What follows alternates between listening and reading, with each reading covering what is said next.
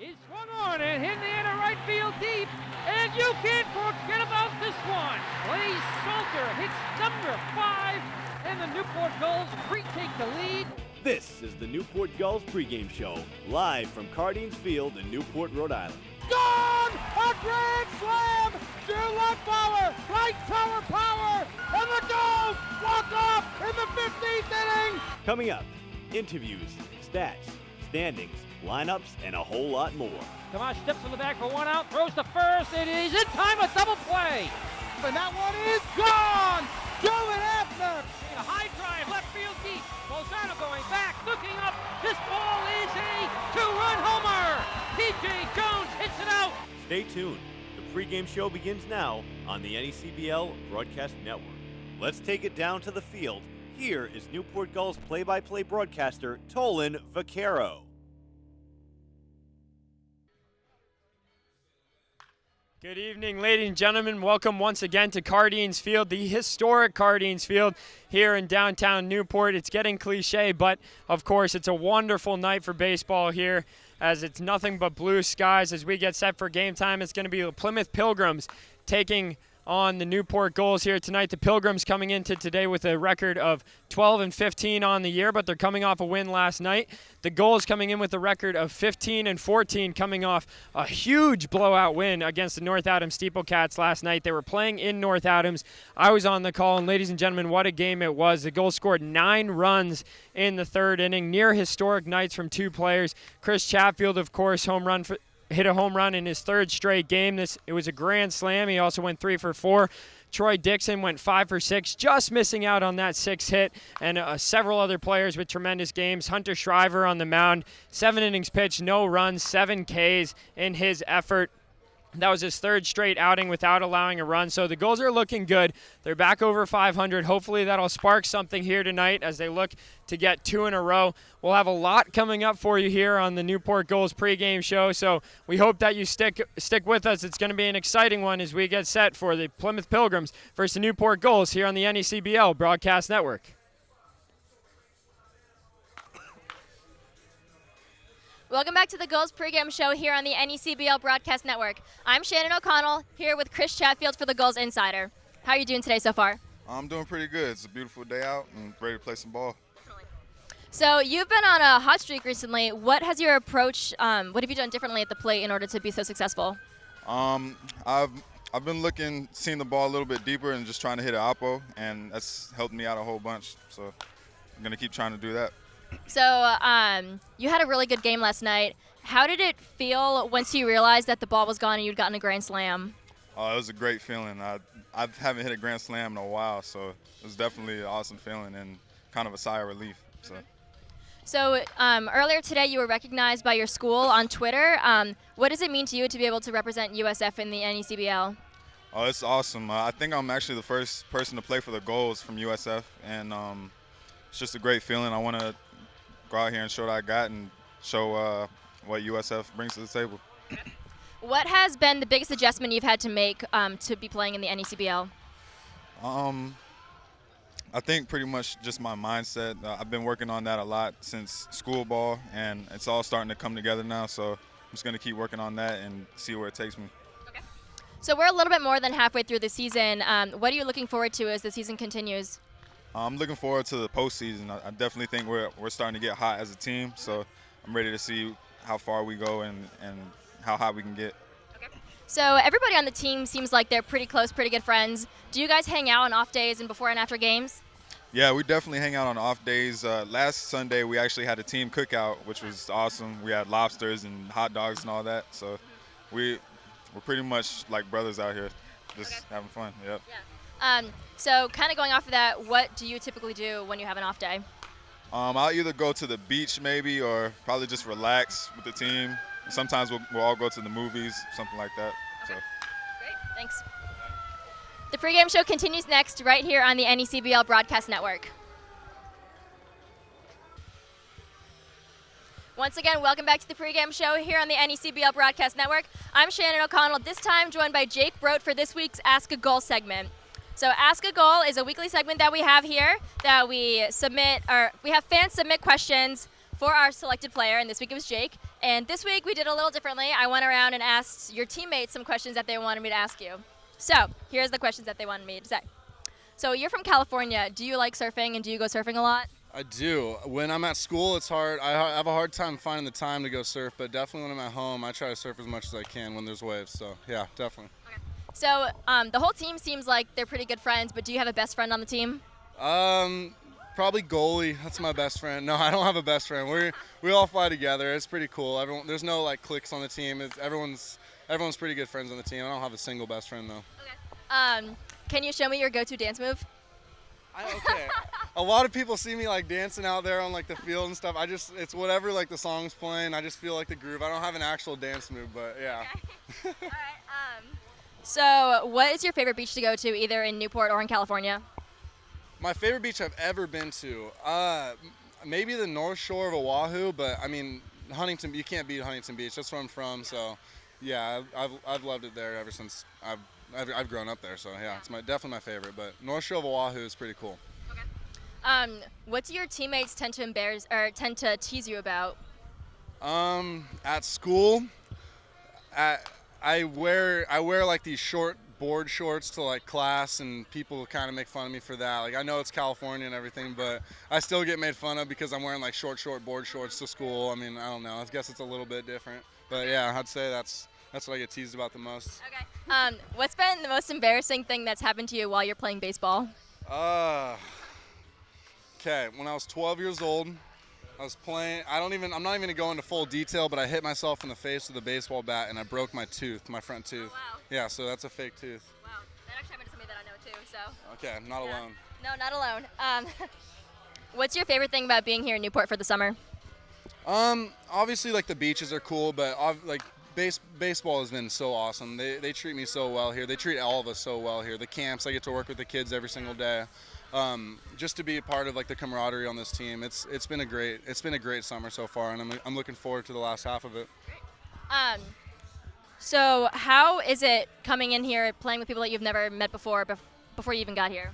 So I came here with one of my teammates who actually ended up getting hurt, so he's gone. But I really like to get to know a lot of the people. The relationships over time, like you could have a great summer statistic-wise, but the thing you're going to remember in the years 10, 20 years from now are the relationships that you made. And it's cool because in the next few years of college, I'm going to be able to play against a bunch of these guys. So like baseball is a small world. Like a lot of our roads cross throughout the next few years of our life, and that's really cool to see people that I've played with. Yeah. Awesome. And then one more question. What would your last meal be? Probably either fish or a burrito, maybe a fish burrito. I don't know. It's got to be from California, though. Yeah. California's the best Mexican food. I'm a Mexican food guy, but yeah, that's about it. Okay. Yeah. Thanks a lot. Hey, shout out to my family back at home watching. Love you guys. All right, thanks, Jake. The pregame show continues next right here on the NECBL Broadcast Network. Stay tuned. Welcome back, ladies and gentlemen. Newport Gulls pregame show. It's time for the Broadcasters Roundtable. Tolan Vaquero here alongside my partner in crime tonight up in the booth, Quinn Kelly. Quinn, welcome back to Newport. Well, thank you very much. I'm happy to be here. Tolan, love to come down to Cardines Field. Last time he was here, we had a great time, but Quinn, it's more than halfway through the season now. What's been your favorite moment of the season so far for the Pilgrims? Well, I'd say about a week ago we had a game go 13 at home. It was a tough one against Upper Valley. We battled back in the game. We were down 4 runs at one point, came all the way back, and then had a Brian Sharp walk-off to end the game. And it was a lot of fun. 13th inning, we had all the gypsy moths take over the field, and it looked like it was snowing out there. But that was probably a team came together that night, I feel like. Walk-off home run or base hit? Base hit. We had a leadoff single, stolen, or actually 2 outs, single, stolen base, and then a double to drive them in. Very cool. So the All-Star game coming up here at Cardines Field. We've got 6 going to that game, barring Connor Kaiser getting in on the final vote. How many of you guys got going for Pilgrim? We're looking at 4 right now, and then 1 more if Jeremy Pena can get in with the fan vote for the Pilgrims. A little bit of dueling fan votes here. But yeah, first off, we got Cole Gordon. He's going to play backup first baseman or DH. I'm not really sure where he's going to fall in. But big kid out of Mississippi State, 6'5", 260. He'll be in the home run derby too. Looking forward to him coming out. We've got Brian Sharp backing up at third base. He's been really hot as of late, so it'll be nice to see what he can do against some of the better pitching in the league. Tyler Kirkpatrick, who we're going to see if he's going to be ready to go. He's been dealing with a little back trouble ahead of it. And then finally pitching, we got Vincenzo Aiello. Big Vinny is ready to go. He's getting a lot of looks. I believe he just committed to Oklahoma for next season for his 5th year, so he's looking forward to some good competition. All 4 of the guys are. We mentioned those dueling plugs for the fan vote. We'll be sending those out all night from the booth. You told me a cool story about, I forget his name, the guy in the home run derby today. Yeah, Cole Gordon. I mean, we got to see him pitch in a game down in Ocean State. It was kind of lost. We were down 8-1, I believe, and he came in. And I didn't know personally that he could pitch. He hasn't pitched for Mississippi State yet this season. But apparently he had a little experience at Steinbrenner High down in Tampa, Florida, and he came in a year off of Tommy John surgery, and he was pumping 94 on the gun. That was nice to see, and big kid right back here. So he's an all-around player, and we'll see what he gets to do at the All-Star game. Very cool. We have a new addition, Trey Harris. He came in last night in the 8th and the 9th to pitch. The Gulls, of course, were up 14-1. Walked 4, hit 1 guy, but then struck out 4. Didn't allow a run somehow, but it was fun to watch. And last question, you've probably been to about pretty much every ballpark at this point. Where's your favorite place been to broadcast this year? Oh, I mean, that's a tough one. You can't come down to Cardines and say it wasn't here. I mean, you got to love the Irish fans out in the stands getting rowdy for the game. This one's up there. Sanford was nice. We were in Upper Valley a couple nights ago and got that maple kettle corn. That was pretty sweet, but I think Cardines would probably take the cake. Well, we appreciate that. I'm a little upset I didn't get to miss the trip to Sanford. Anyway, that'll do it here. Tolan Vaquero alongside Quinn Kelly. That'll do it for the Broadcasters Roundtable. Don't go anywhere. The Newport Gulls pregame show continues next on the NECBL Broadcast Network. Welcome back, folks. Newport Gulls pregame show here on the NECBL Broadcast Network. It's time for the manager's show. Tolan Vaquero here alongside Gulls hitting coach Eric DeGree for the first time. My good friend, Coach, it's good to have you here. Thank you, Tolan. Appreciate that. So last night, after the game, the 14-1 win, everyone seemed fired up. You were fired up. How nice was it to see that offensive outburst? Well, in the beginning of the game yesterday, we had some opportunities to manufacture some runs. We came up short, and all of a sudden we came into the 3rd and 4th inning, hitting the ball square. The guys just never gave up, and with 2 outs, we were able to score 8 runs. Chris Chatfield, 3 for 4, grand slam. He's now hit a home run in 3 straight games. We were talking the other day, pure swing. You were talking about what it's going to take for him to get going. What have you seen out of him the last 3 games? Well, his swing is beautiful, but we've been working with him is the mental side. How is he going to approach the at-bat? What is he thinking about, and what pitch is he looking for?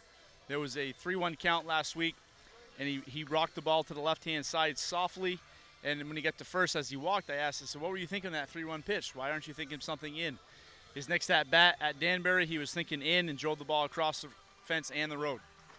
Yeah, Danbury is short field, but still, if you hit it over the road, it's going to be a bomb. 2 nights ago here at Cardines, a bomb. Last night, a bomb. Troy Dixon came into last night hitting .281. He was struggling just a little bit the last 10 games or so. Still a very good hitter, but he went 5 for 6. What'd you see out of him? Well, Troy's not trying to do too much to the baseball, so he's hitting the ball and he's hitting the ball back where it's coming from. One thing I've been speaking about him is ask him, don't get frustrated. Stay true to your process, trust your process, and things will work out. He's a competitor. He wants to do well. He hated making the last out the other night, but he actually drove the ball down the first base line. The first baseman made a great play. As long as he trusts that process, things will come around. Could have been fouled down the first base line, but we'll never know. Lastly, Coach Charlie Carpenter, he's in the All-Star game. He's been out a little bit with back trouble, I believe. When can we expect him back in the lineup? Well, right now he took some BP today. He's been coming to camp and working with us, and we're trying to go slow because we want to make sure that he's good for the next 2 weeks after this when the playoffs start. So we've been filling guys in here and there. We're hoping to see Charlie either tomorrow or Friday. Thank you, Coach. This is hitting coach Eric DeGree. We'll hope for another offensive outburst for the Gulls. Don't go anywhere, as Newport Gulls baseball is next here on the NECBL Broadcast Network.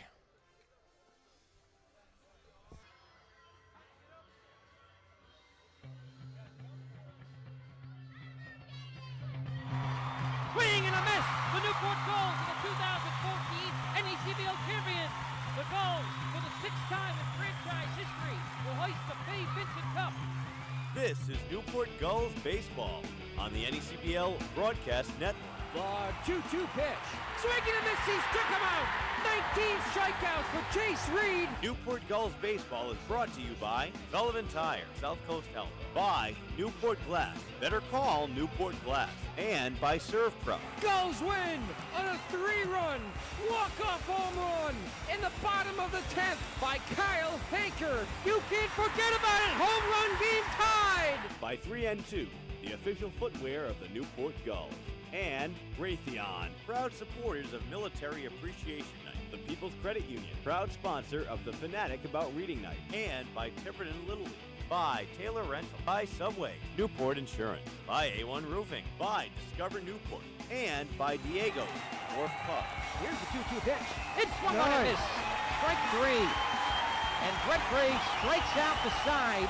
By Diamond, the official baseball of the NECBL. Diamond, simply the best. By the Brick Alley Pub and Restaurant in Newport. By the town of Middletown. And by Salve Regina University. Take one pitch, 1 out, 1 inning at a time. By Clements Marketplace, Frosty Free. By O'Brien.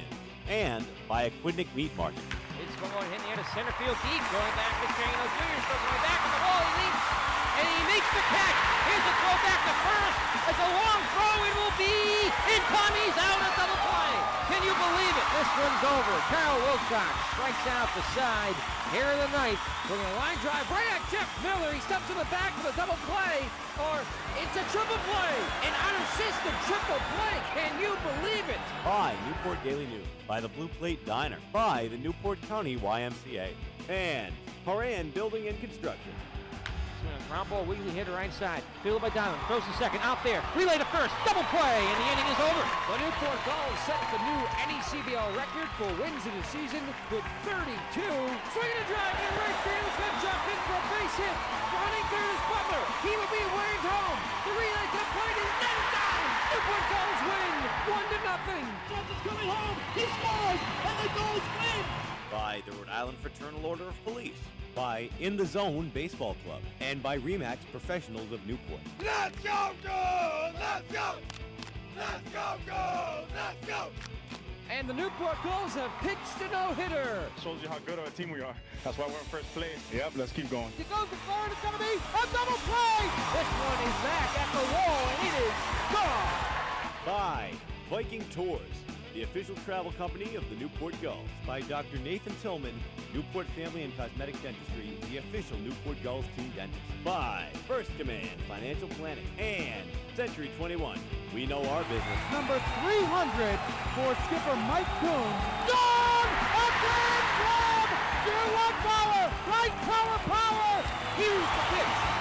Swung on and missed! The Newport Gulls are the 2009 NECBL champion. The Gulls mob Jeff Brown behind the mound as the Gulls become the first team in league history to win 4 Faye Vincent Cups. Once again, here's Colin Vaccaro and the Newport Gulls broadcasting. Good evening, ladies and gentlemen. Yes, we're back at home here at Cardines Field for another men's baseball matchup. This time it's going to be the Newport Gulls versus the Plymouth Pilgrims. Colin Vaccaro here alongside Quinn Kelly, my fellow broadcaster in the booth, statistician Jarek Krajewski over here to my left. It should be a good night of baseball here, as last time these two teams faced, it was the Gulls taking the game, took it by a score of 6-3, and it was same starting pitcher we'll see tonight, Andrew Gist on the mound. He went 6 innings pitched, struck out 7, allowed 2 earned, and then Cairns came in and struck out the side in the ninth, back-to-back games. So Quinn, how'd you guys look last night? I know it was a win for you. It was a good win for us last night. We really needed it. It was against Upper Valley. We were visiting there, and it was a complete game. Came out hot in the first inning, scored a pair, but stranded a lot of runners, and stranded the bases loaded in that inning.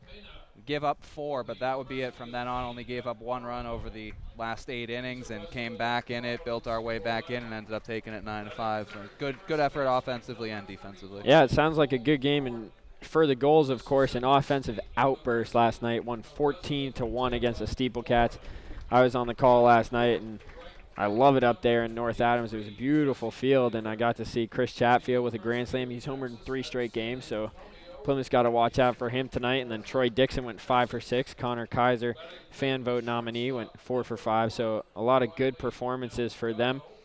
We'll take a quick break. When we come back, as Shannon O'Connell joins us in the booth, we'll take a quick look at other action around the league and updated standings, and then we'll take the pregame ceremony live on the field today. It's FOP American Heroes Night today at Cardines Field, so a very important night.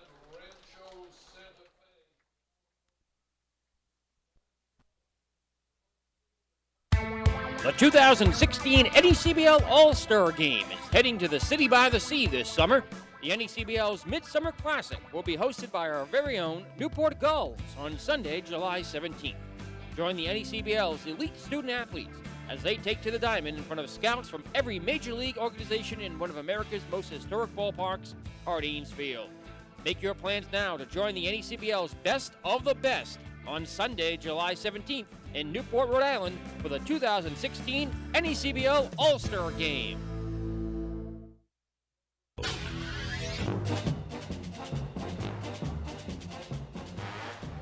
Welcome back, ladies and gentlemen. Cardines Field. Let's get a quick roundup and look at other action around the league. Shannon?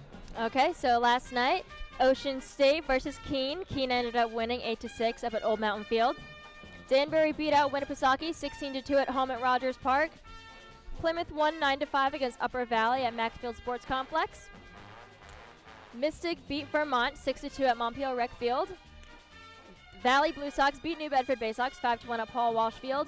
Ocean State beat out Keene 3-0 at Old Mountain Field. And then, like you mentioned earlier, the Newport Gulls won in North Adams 14-1. And for updated standings, Winnipesaukee is currently in first place in the Northern Division with a 14-12 record. And then Keene, North Adams, and Sanford are all tied for second place with a 14-3 record. And then in the Southern Division, Ocean State is up on top, 17 wins and 10 losses. And then in second place is Mystic with 16 wins and 11 losses. Thank you, Shannon. So some good action around the league. Ocean State playing that doubleheader against the Swampats. The Swampats have been reeling a little bit, and good to see them get back on the winning ways, especially against our division rival. I'm always happy when I see Ocean State lose the way they've been playing. Absolutely, yeah. They were able to take the second one after losing the first, but it was all interleague last night, and I'm sure each one of us were keeping our eyes on it because it had so much implication. If you could take your game against a Northern Division opponent, there was a good chance to pick up against one of our others, and especially with Ocean State just trying to narrow the gap. Mystic is creeping up there. They're playing some really good ball lately. Yeah, they are, and without giving away the starting lineups here tonight, what do you look for from your squad tonight as they take the field? Well, like I said to you, I mentioned off broadcast beforehand, we ran one of our most powerful lineups last night in Upper Valley. A little bit of the power is taken away from tonight, but it's a lot of guys that can find those type of seeing eye hits and just like to put the ball in play, are good with 2 strike counts, keeping it alive. So I'm looking for them just to fight here. You know, you come down to Newport, they've lost a pair to the Gulls this season, and I'm sure they'll be ready to put up a fight here tonight. Yeah, you know, it could go either way. It's either going to be a pitching duel or it's going to be a high-scoring game is what I feel right here in the heart. So I'm just going to give a little plug quick here before we get the pregame ceremonies underway, and we'll take that live on the field. It's going to go a little later tonight, but if you're listening back home, Connor Kaiser for the fan vote is nominated for the All-Star Game. All you have to do is go to vote16.necbl.com to vote for Connor. Again, that's vote16.necbl.com to vote for Connor, and we really need your votes here tonight as Danbury is kind of running away with it so far, but with the amount of Gulls fans we have out there, we should be able to make it up. You want to put a plug in? Yeah, absolutely. I mean, I don't want to steal, but going up against him is Jeremy Pena, and Jeremy certainly deserving, had a heck of a game last night, had a home run, scored 3 runs as a part of the 9-5 win, and he's just as deserving as anybody, so we hope any Pilgrims fans listening out there will vote same place, necbl16.com, put him in there. All right, well, we're just moments away from the pregame, first pitch, all that. And in just a moment, we'll take Michaela Grosso live on the field.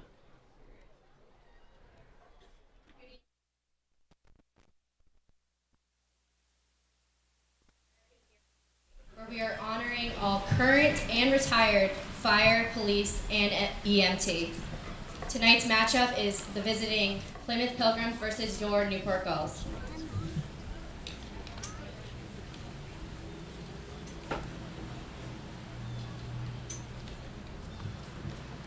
The Fraternal Order of Police is the world's largest organization of sworn law enforcement officers with more than 330,000 members in more than 2,200 lodges. They are the voice of those who dedicate their lives to protecting and serving our communities. They are committed to improving the working conditions of law enforcement officers and the safety of those who serve through education, legislation, community involvement, and employee representation. Thank you to tonight's game day sponsor, the Rhode Island Fraternal Order of Police.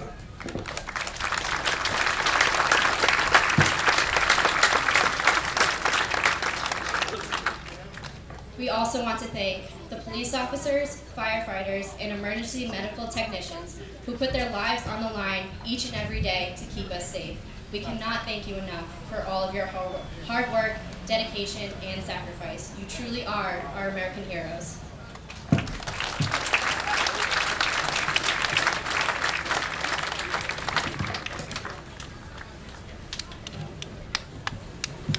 Here on the field with us tonight, we have the family of Raymond Pizzullo.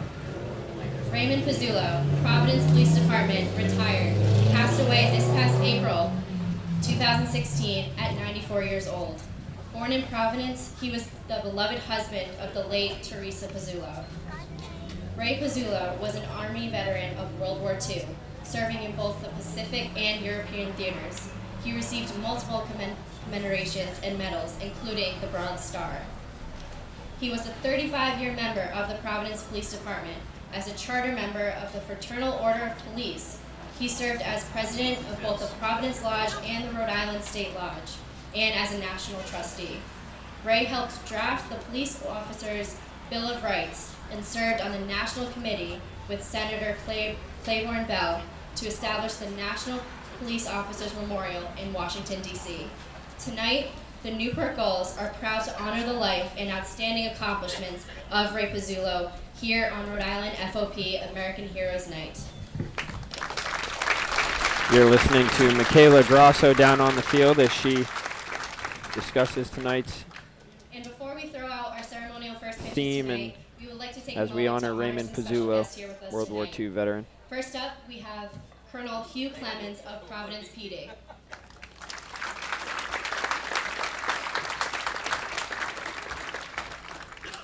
We have Sergeant Corey Huck, Newport PD, Chairman of the Quinnipiac Island Police Parade, and Chair of Trustees of the State FOP.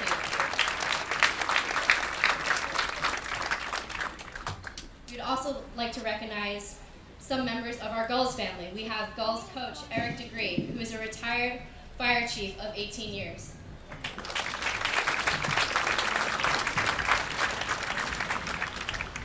And we'd also like to recognize Newport Gulls groundskeeper, retired Newport PD, Rick Lombardi.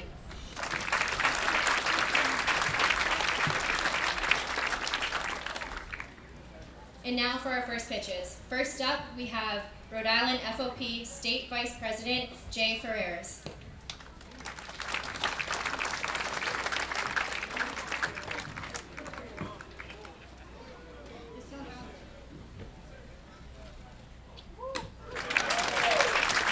Nice pitch, Jay. Next up, we have Jefferson Award winner, Jimmy Winters, who has been serving with Newport PD for 34 years and is retiring in exactly 9 days.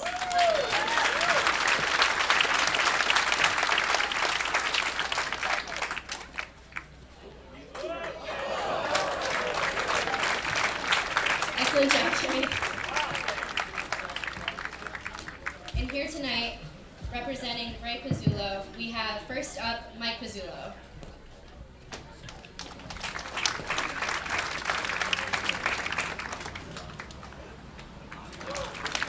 Way to go, Mike. And last but not least, also with the Pizzullo family, we have Matt Pizzullo.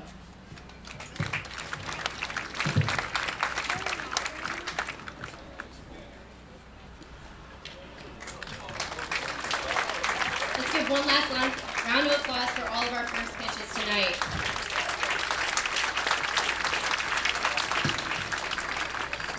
And now, fans, I ask that you all please rise and remove your caps for the presentation of our colors. Tonight with us we have South Kingston Police, Cranston Police, Pawtucket Police, Newport Fire, Rhode Island State Police, Middletown Police, Middletown Fire, Providence Police, Newport PD, and Brown University Police Department.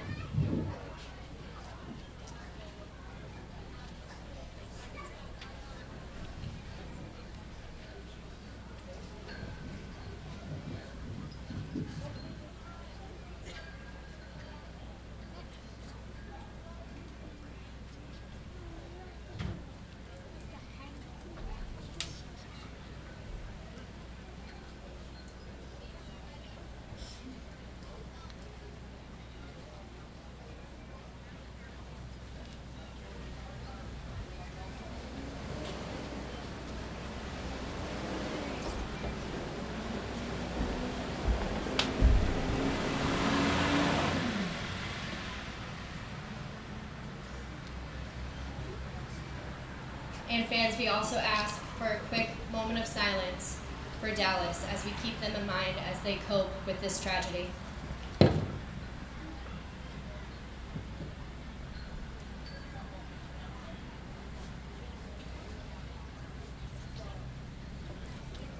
Thank you. And now we have an invocation by Reverend Frank O'Laughlin.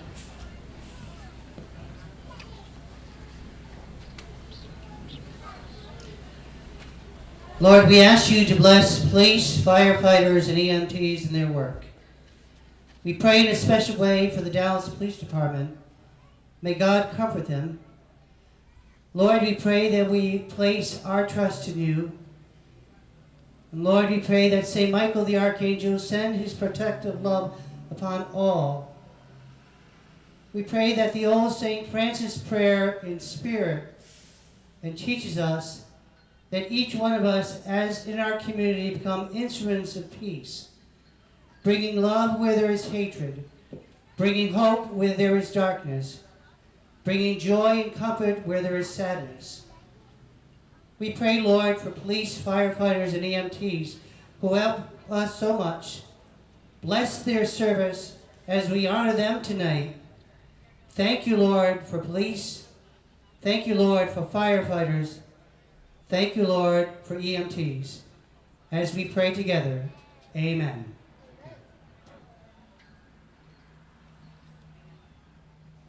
Thank you, Reverend. And we ask that you all please remain standing for the singing of our national anthem by Jimmy Winters.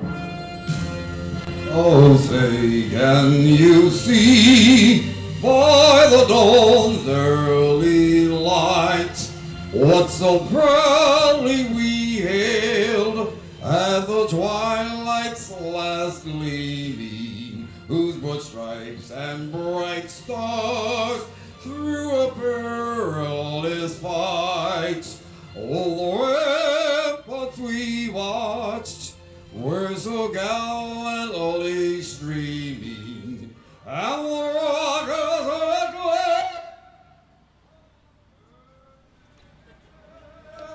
gave proof through the night that our flag was still there.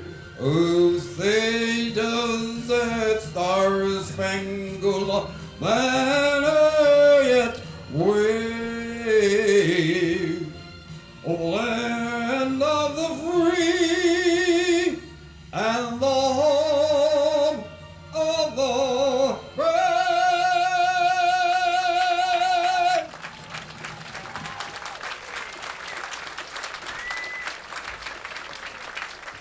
Wonderful rendition of the national anthem sung there by Jimmy Winters, who will be retiring from the force in just 9 days.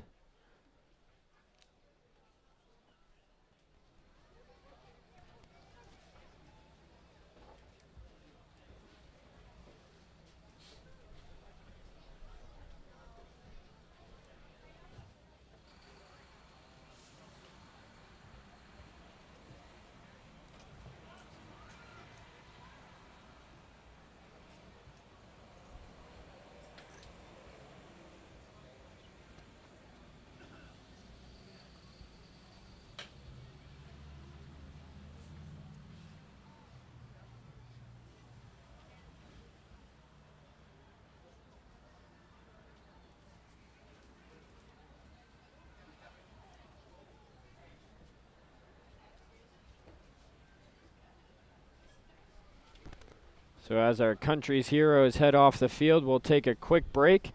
And when we come back here at Cardines Field, we'll have the starting lineups for you, tonight's starting pitchers, and first pitch when we come back on the NECBL Broadcast Network.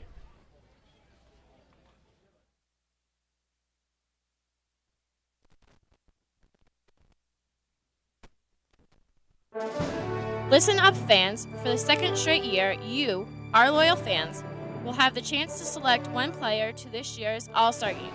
Beginning on Monday, July 11th, fans will be able to vote for one of our 13 All-Star Game fan vote nominees. The player with the most votes will be elected an NECBL All-Star and have the chance to play in the All-Star Game at Cardines Field, home of the Newport Gulls, on Sunday, July 17th. Fan voting will take place online at necbl.com beginning on Monday, July 11th.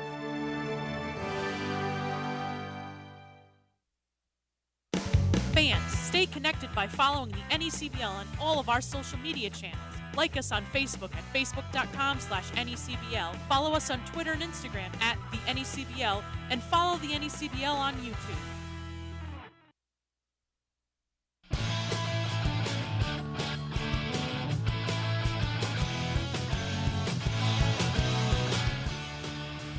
Welcome back, folks, to Cardines Field. Just minutes away from game time here. Tolan Vaquero here alongside Quinn Kelly. And Quinn, what's the starting lineup looking like for the Pilgrims? Well, tonight for the Pilgrims, they'll start with center fielder Ryan Brown leading things off. Jeremy Pena is behind him, coming off what was a career night for the third baseman. Cole Gordon bats third and plays first, and Jesse Baker is the cleanup hitter, taking his usual spot in right. Riley Delgado bats fifth and plays short. Chase Boucher back in the lineup tonight, playing second base and hitting sixth. Liam O'Regan plays in left and hits seventh. Damon Hecker doing the DHing tonight, batting eighth, and rounding things out, Joey Thomas, the catcher, hits ninth. Thank you, Quinn. And on the mound for the Gulls today, it's going to be Andrew Gist. These two faced each other last time out. Gist, left-handed pitcher out of the University of Georgia. Go Dogs. He's 2-2 on the year in 5 games. He started 4 of them with a 3.6 ERA and 25 innings of work. He struck out 28, only walked 3. So tremendous numbers for him. And as for the Gulls, pretty much an identical lineup as for last night, where they had an offensive outburst. It's going to be Cole Fabio at second base. He leads things off with Troy Dixon behind the plate today for the Gulls. Steven Scott out in right field. He hit a home run last night. Jake Brote at first base. Ben Brazil, the DH today, with Trey Harris, who had 5 hits in last night's game. Not 5 hits, but pitched 2 scoreless innings. In left field, Connor Kaiser at shortstop with Chris Chatfield, who hit a grand slam in center field, and Mark Powell at third base. And as for the Pilgrims, who's on the mound? They'll be going up against Tommy Lane. Lane from Boston College. He is 1-0 on the season. He's pitched in 4 games, started 3 of them, comes in with a 5.28 ERA. Through 15 and a third innings pitched, he's given up 18 hits, 9 runs. He's walked 7 and struck out 15 opponents, hitting .290 off of him. So it should be a good game for you here tonight, and I'm excited to see what Gist does. He's been tremendous. We mentioned this, 28 strikeouts, just 3 walks. The Gulls, of course, who, as a pitching staff, have 121 walks. That's second to last. So they've walked a lot of guys this year. The Pilgrims have been plagued with some walk issues from their pitching as well, but hopefully it won't be an issue for either of these teams. You like to see them play a clean game and make these hitters earn their way onto the base paths. It's Troy Dixon behind the plate tonight again. He just missed out on what apparently is more rare than a no-hitter or a cycle in the MLB, which is getting 6 hits in a game. He got 5 last night, hit the ball hard in his 6th at-bat, just got a little unlucky as he hit it right to someone. But that would have been cool to see. Yeah, absolutely. We've had the most we've had as well was 5 hits. We had Sharp a couple nights ago reach 6 times, but only 5 hits. He reached once on an error. So here we go. It's going to be Ryan Brown leading things off here for the Pilgrims, facing the left-hander Gist. And right away, we have a lefty-lefty matchup as Gist gets his sign from Dixon, and the first pitch of the game is fouled back out of play. Browns coming off a 1 for 5 night last night up in Upper Valley. He scored twice, and the Pilgrims win there.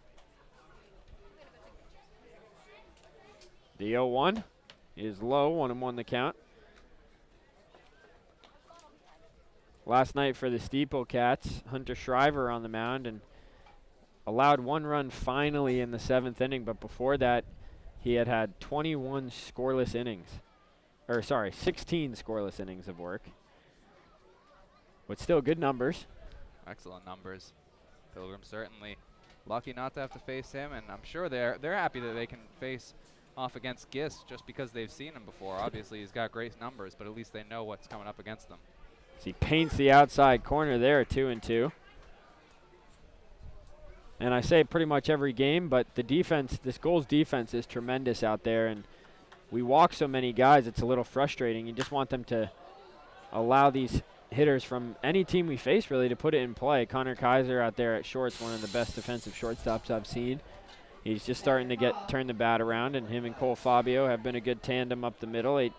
17 double plays turned this season, tied with the Pilgrims. The 2-2, swinging a ground ball right side towards Brote, who's going to field it and tag Brown himself. 4 out, number 1. Kind of an in-between play there. Yeah, that one was close. I mean, Brown's hustling down the line there, a really high chopper. It took a while to get to Brote, but he makes the smart play and just tags him instead of trying to get in a foot race to the bag. So here's Pena now, Jeremy Pena, third baseman today, wearing my favorite number 7 up there at the plate.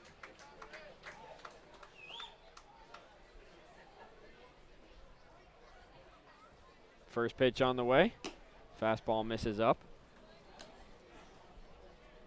So Pena's hitting .255 on the year.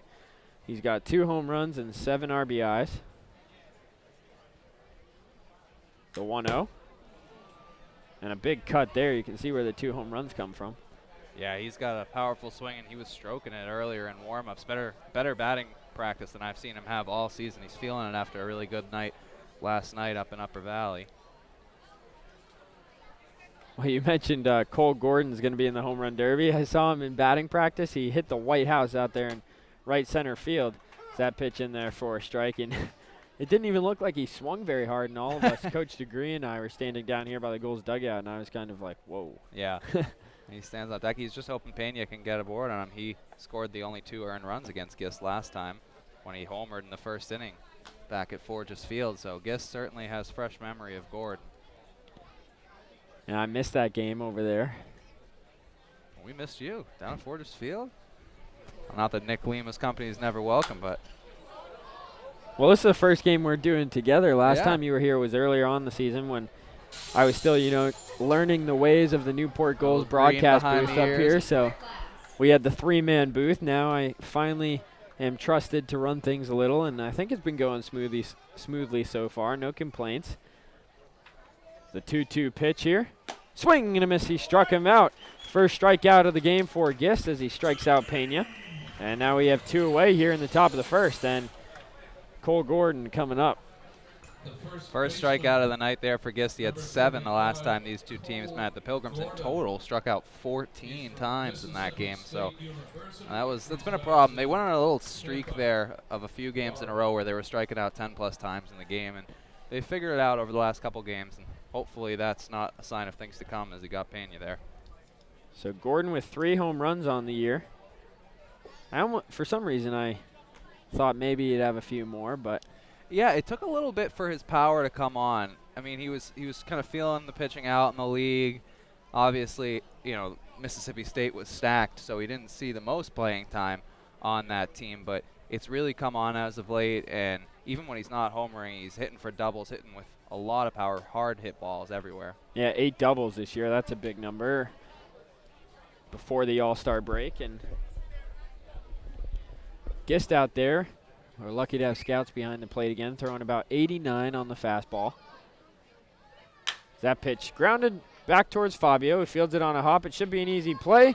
Throws on to first in time. It's a 1-2-3 inning here for Gist to start off the ball game. As we head to the bottom of the first, it is the Pilgrims nothing and the Gulls coming to bat here on the NECBL Broadcast Network.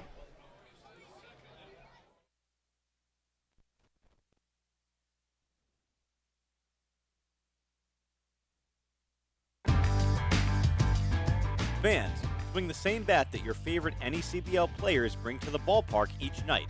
Dream Bat Company has been producing quality baseball products since 2005 and is proud to be the official bat of the NECBL. Head to dreambats.com and enter coupon code NECBL for 20% off your entire online purchase. And don't forget to follow Dream Bat on Twitter for updates and flash sales at Dream Bat Company. Dream Bat, the official bat of the NECBL. Hey Gulls fans, want to know more about the Newport Gulls? Log on to www.newportgulls.com and get all of the latest stats and standings.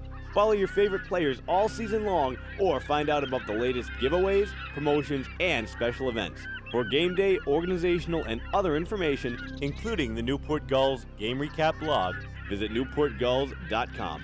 The Newport Gulls are a 501c3 nonprofit organization.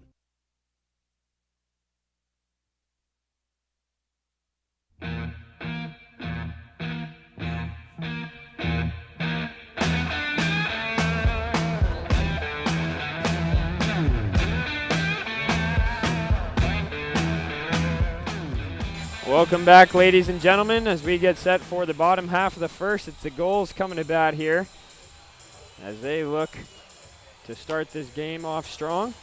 It was a 1-2-3 top of the inning for Gist out there on the mound, and it'll be Cole Fabio, Troy Dixon, and Steven Scott coming up in just a moment. Leading off the first inning for the Newport Gulls, the second baseman, Cole Fabio last night struggled a little bit as he was 0 for 5 with one walk. He reached on an error in the third.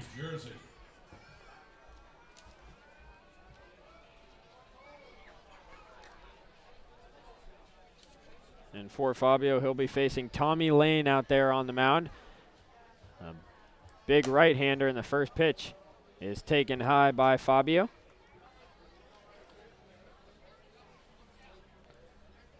So in just a moment, we'll get the defensive alignment for the Pilgrims following the at-bat of Fabio as he bloops that one into right field, dropping quickly. That's going to be a leadoff single here for Cole Fabio. And while we have a moment as Troy Dixon heads to the plate, let's get the defensive alignment for the Pilgrims tonight. Oh, from left to right, it will be Liam O'Regan, Ryan Brown, and Jesse Baker. In the infield, Jeremy Pena plays third. Former Defensive Player of the Year in the junior college ranks. Riley Delgado is at short, Chase Boucher at second, and Cole Gordon at first. Joey Thomas doing the catching tonight for Tommy Lane. Thank you, Quinn. And now stepping to the plate is Troy Dixon, who last night had a game to remember. Dixon last night going 5 for 6 with 4 singles and a double, 3 RBIs. And the first pitch to Dixon is taken on the outside corner for a called strike. So Dixon going into last night's game was hitting 180 over his last 10. Quickly brought that up to 273. So it shows how one night can change things around. Yeah, absolutely. I mean, you have limited at-bats in the summer season and can really pick up quickly. The 0-1 just misses. Good pitch from Lane. Yeah, it looked good. And I liked on the first pitch what Fabio was doing over there at first with that little fake steal. He's got the protection of Dixon being a lefty batter, so Thomas unlikely to try to pick him off down at first, and he was way off there, just trying to get in Lane's head. So 1-1 the count, the pitch. There goes Fabio. The throw down to second by Thomas is going to be in time. And called out as Fabio, who says he was safe. He decided to slide feet first there, and a beautiful throw by Joey Thomas. Yeah, I was going to say, just to finish that point before we got to the next pitch, that Thomas has an incredible arm and another great shoot there. He's thrown out 4 runners, and he's only appeared in, I believe, 6 games so far. As the 2-1 to Dixon misses away, and upon a look at that replay, it looks like Fabio did get in there on the right side of the bag well ahead of the tag, but it's hard to see for the umpire sometimes, and that misses inside to Dixon. as he draws a walk, and now that caught stealing comes into play here. The Gulls could have had first and second, nobody out. Yeah, I mean, if you're going to be aggressive, you can't really have it both ways. Sometimes you get burned like that, and unfortunately, instead of first and second, no outs, it's man on first, one out, and a ground ball could get Tommy Lane and the Pilgrims out of the inning. And I like that move from Fabio. He leads the team in stolen bases with 9, and the Gulls are not a team that are very aggressive on the base pass. Only 30 stolen bases on the year. That's 10th, of course. Your Pilgrims, it's only 17. That's last in the NECBL. They've been picking it up as of late. I think if you had to look at it, I'd say over half of them have come over the last week of play. But, yeah, just not something that the Pilgrims like to do with their offense. So the first pitch to Scott misses away, and then he flares that one down the left field line. Ranging over on it is O'Regan, who makes the catch out there. 4 out, number 2. Scott just got under it a little bit too much. The one thing I'll say, though, is they're not a team that likes to run, but they're a tough team to run against. They've got some catchers with great arms, and they've thrown out quite a few base runners this season. Like I said, I believe that's Joey Thomas's 4th or 5th, maybe. Chris Corbett has 11, and Chandler Wagner has a few as well. Oh, yeah, we were talking about Corbett a lot last time you were here. I saw him a lot when he played for Rollins. Is he injured or just not in the lineup? Just not in the lineup tonight, getting a day of rest coming off of last night's game. So here's Jake Brote now, as Brote fouls that pitch out of play. When he's playing at home, he's been red hot. All his home runs coming here at Cardines Field.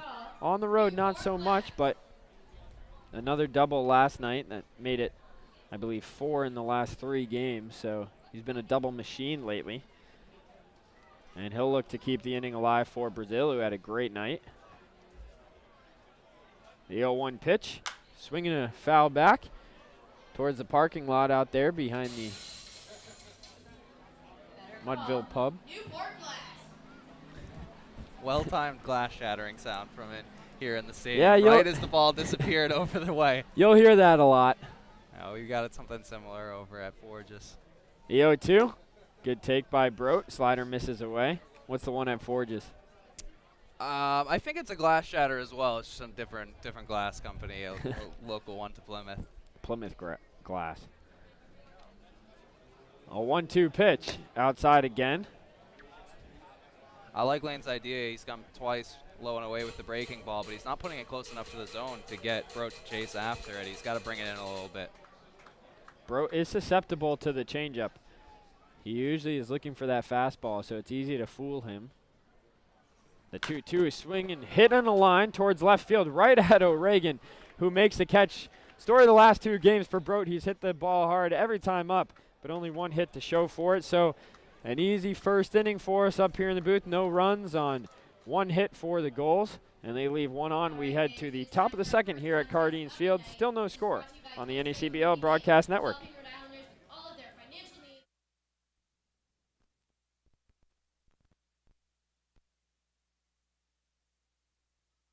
Franklin is proud to be the official batting glove of the New England Collegiate Baseball League. Throughout the summer, all 13 NECBL teams are wearing their very own custom team batting gloves, courtesy of Franklin Sports. To order your favorite team's design or to create your own, visit franklinsports.com/custom. That's franklinsports.com/custom and enter the code NECBL20 to save 20% off your purchase. From the NECBL to the major leagues, only the best hitters in baseball wear Franklin batting gloves.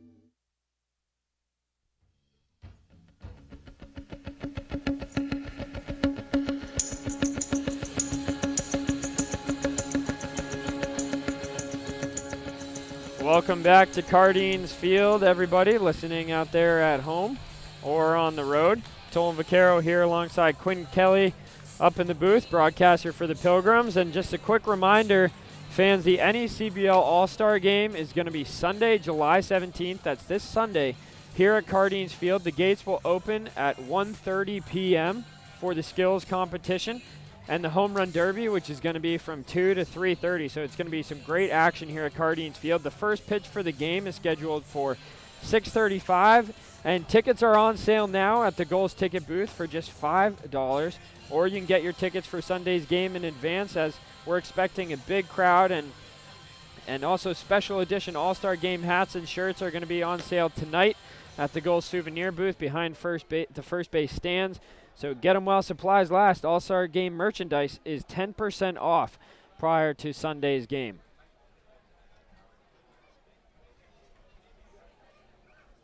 As we head into the top of the second now, Gist will look for another 1-2-3. He looked tremendous back in the first inning.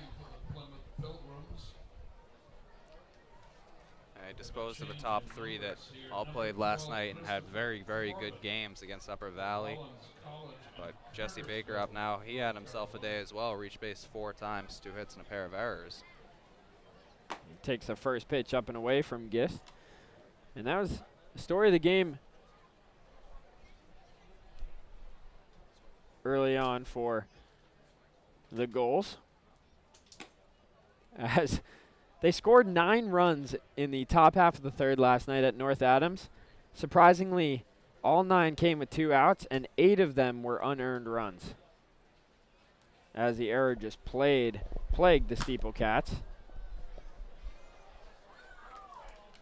So just for those of you who are watching at home, so not to create any confusion, Jesse Baker is wearing Christopher Corbett's number tonight, actually, for whatever reason. I'll have to get that info on the bus back.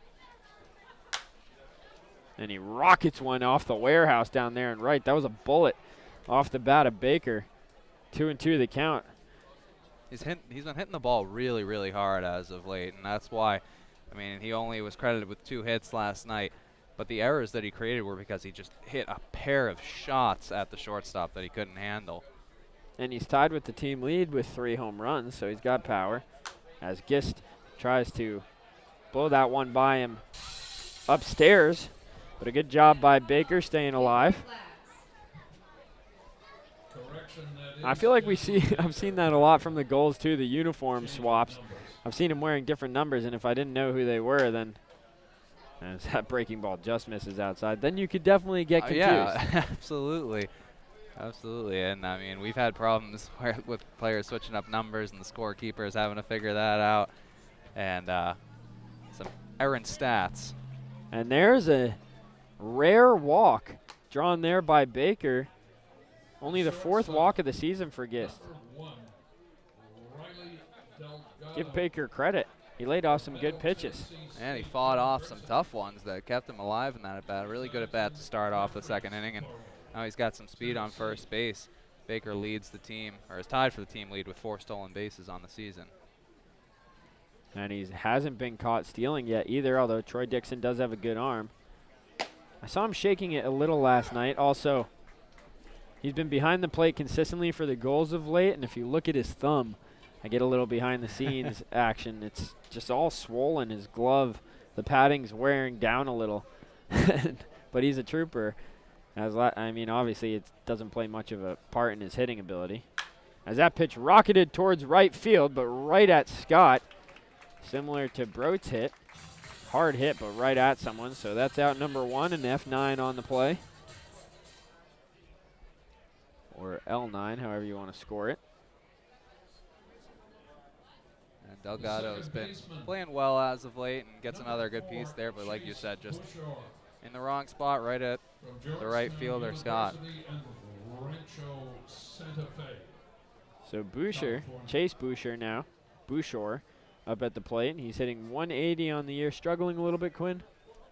Yeah, a little bit. I mean, he's come on as of late.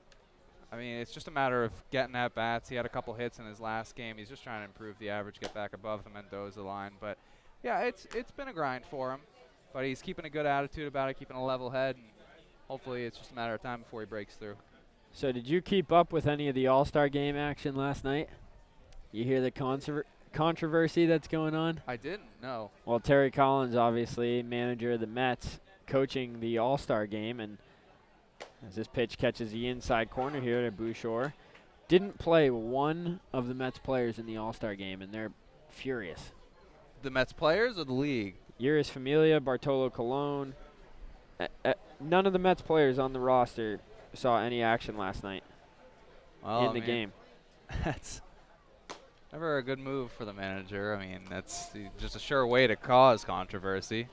But I mean, I understand wanting to rest your players a little Sure, more. but, you know. Maybe use the rivals' pitchers a few more innings out there. No, I mean, they'd never do that, but. A little savvy gamer move maybe from Collins. And there is a pickoff move down to second, and they're going to call him safe, although that's the same play that Cole Fabio was called out on. Yeah, and I don't know, look out for Baker. That slide was awkward. It looked like he realized that he was going to get picked off and didn't go into the full slide. And watch out for the knee. It looked like it really hit hard as it was a kind of standing slide. Might have buckled a little bit. And here comes Coach Al Leyva. And I got to admit, Baker was picked off by a mile. The Gulls have got to get him out there. It was a slow transition from, in terms of Gist throwing over to Broat and then Broat throwing down to second. It took Kaiser a long time to get over there. Yeah, it did. I mean, it was just a slow developing play all around. I was surprised, and I think that's why Baker was surprised. He might have thought that it was just going to be a straight steal for him, no problem, because he really didn't go in late because Kaiser was so slow to get over to the bag. It looked like nobody was covering until the last moment, but the throw was there. It looked like, I mean, a close play, obviously, but Pilgrims benefit again from a call at second. And I'm yet to see Coach Leyva get thrown out of a game. The one game he did this year, I missed. Oh, that's unfortunate. Coach Ackerson hasn't been thrown out of a game at all, but he's had one game where he was pretty fiery. He apparently had some history with the umpire, and it was a first inning thing. He was quiet after that, though. I mean, I'm not saying I want to see him get thrown out. I definitely do not, Coach Leyva. We need him. A 2-1 pitch. Swing and a miss. Good pitch by Gist, keeping it away on Bouchard. Now it's 2-2 the count. Liam O'Regan waits on deck, and the double play now has been taken out of the equation after stolen base by Baker. Fifth on the season, now holds sole possession of the team lead. Gist comes set. Checks the runner at second, the 2-2 pitch. Breaking ball on the outside corner for called strike 3. Beautiful backdoor curveball or slider out of the hand of Gist. His second strikeout of the game, and there's 2 gone here in the top of the second. Yeah, beautiful pitch there, gets Boucher, and that's the most frustrating part of the Pilgrims offense is that they take a lot of strike threes. Usually about half of their strikeouts in a game are looking, and you know that one's one you can't leave. I think Boucher might have just been fooled by the pitch, and I hope that was it because it was right on the edge of the zone. So now here's O'Regan, who takes the first pitch low.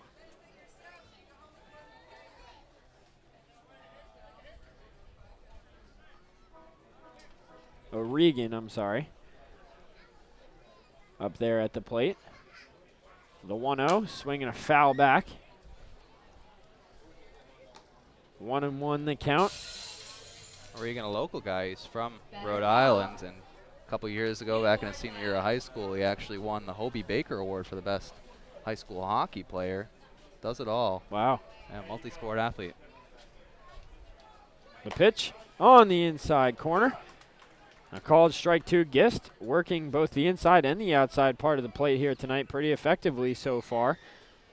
Hey, he looks like he's got real command of his pitches right now, hitting spots excellently. And I think that's just been the story of the game for him all season. As, you know, those only 4 walks, now 30 strikeouts as he misses away. When he misses, it's not by much, and he generally keeps the ball around that zone.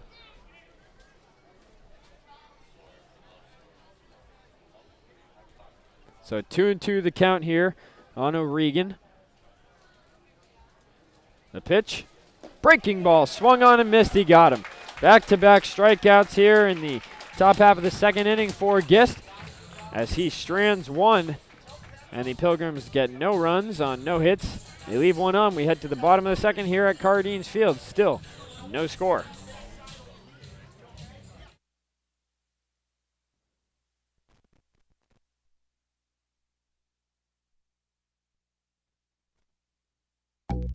Listen up, fans. For the second straight year, you, our loyal fans, will have the chance to select one player to this year's All-Star Game. Beginning on Monday, July 11th, fans will be able to vote for one of our 13 All-Star Game fan vote nominees. The player with the most votes will be elected an NECBL All-Star and have the chance to play in the All-Star Game at Cardines Field, the home of the Newport Gulls, on Sunday, July 17th. Fan voting will take place online at necbl.com beginning on Monday, July 11th.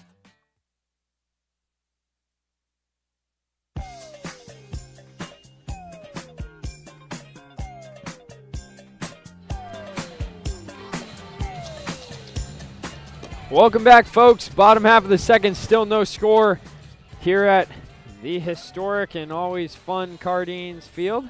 Tolan Vaquero alongside Quinn Kelly up here in the booth. Second time we've worked together this season.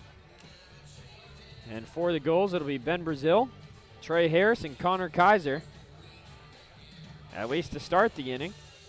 And last night for Brazil, he had 3 hits, all were singles, walked, scored a run.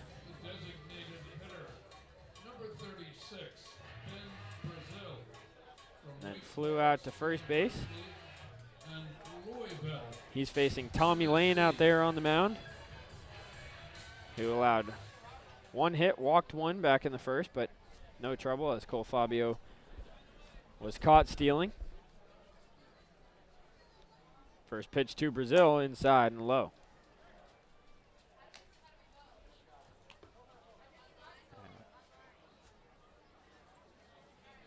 The 1-0 pitch inside nearly hit him. He had to scoot out of the way.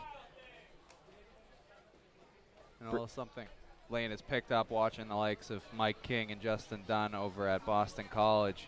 Works very, very quickly. So he paints the outside corner there, and that he does. I just noticed that. Coach Mike Gambino over at Boston College preaches a catch-and-throw method for his pitchers. The 2-1 in there for a called strike. Brazil will consistently work the count. He likes to take a lot of pitches, and he started off the season hitting around 200. Last 10, 310 average as he takes outside. But he's also leading the goals team in walks on the year. Pitch from Brazil, fouled back out of play. For Brazil on the year, he's got 19 walks, so quite a few for him. A payoff pitch to Brazil. In there is low. Wow. I mean, that was a perfect pitch there from Tommy Lane. I was ready to punch out Brazil, but it's a leadoff walk nonetheless. Yeah, 1, not sure where it missed, but then 2, it looked like the umpire was going back ready to pull the trigger. Just adjusting the belt, I guess. Fooled me there. Yeah, me too. Second walk for Lane already here through like 8th start of the second inning now, so he's really got to reel that in. He's just going to watch his pitch count soar, if nothing else. Of course, Joey Thomas going to keep the runners in check around the bases, but you can't be issuing free passes, especially not to the leadoff man. And here's Trey Harris, who takes the first pitch down the middle. So funny note about Trey last night. The Gulls were up 14-1 heading into the 8th, and they sent none other than Trey Harris out on the mound. Walked the bases loaded, got out of it unscathed. Walked the bases loaded again in the 9th, got out of it unscathed. Then he rockets that one to right field, but right at Baker, who makes a long throw over to first, trying to double up Brazil, but it's going to be not in time for the first out of the inning. Baker loves to do that. He has a real hose out there in right field. I had the pleasure of watching, I believe it was a game against the New Bedford Bay Sox, where Jesse threw a man out at second, third, and home. And the one he threw out at third was from right up against the wall. And gorgeous. It was an unbelievable, and it was tagging from second. It was a spectacular throw, one of the best I've ever seen. So here's Connor Kaiser. Hits the first pitch foul, who in last night's ball game was 4 for 6. He's turning things around with the bat of late after a slow start to the season. Last time against you guys, he hit his first home run of the year. Yeah, and I mean, if you want to keep turning it around, it's the best team to do it against. He's 3 for 5 so far this season in contests against the Pilgrims. 4 runs and RBI on that homer you talked about, and he's also walked a couple times. He takes inside with the 0-1 pitch.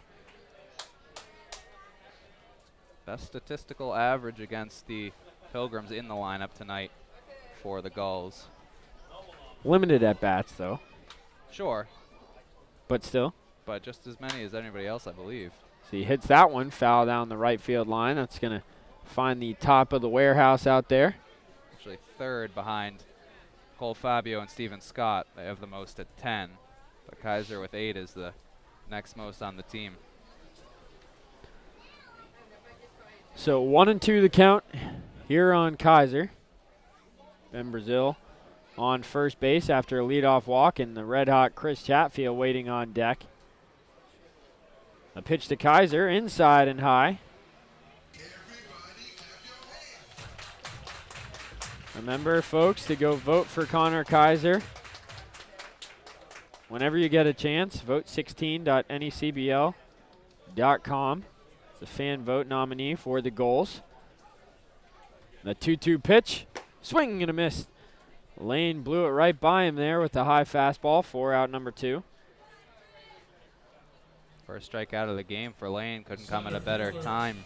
He's been struggling to get it over the plate. He's up to 28 pitches now and a 50-50 split, 14 balls and 14 strikes. And that's got to change if he's hoping to go anywhere deep into this ball game. And it looked like a little more gas on that fastball to Kaiser. Before that, I know Jarek to our left was telling me he was throwing 90 on the guns behind home plate, 92.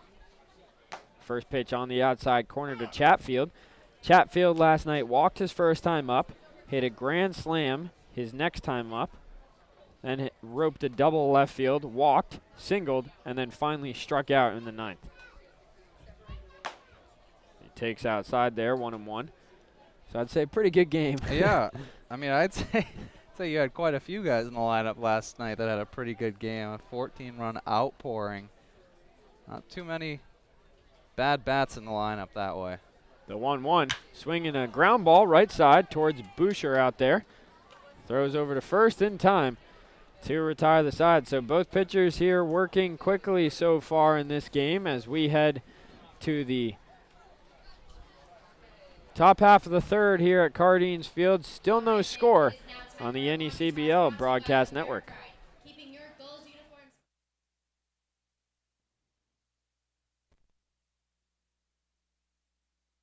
Wear what Major League Baseball and the NECBL wear. New Era Caps, the preferred cap of the NECBL. Show your support by visiting the souvenir stand at your next game and become a part of your favorite team. New Era Caps, the preferred cap of the NECBL.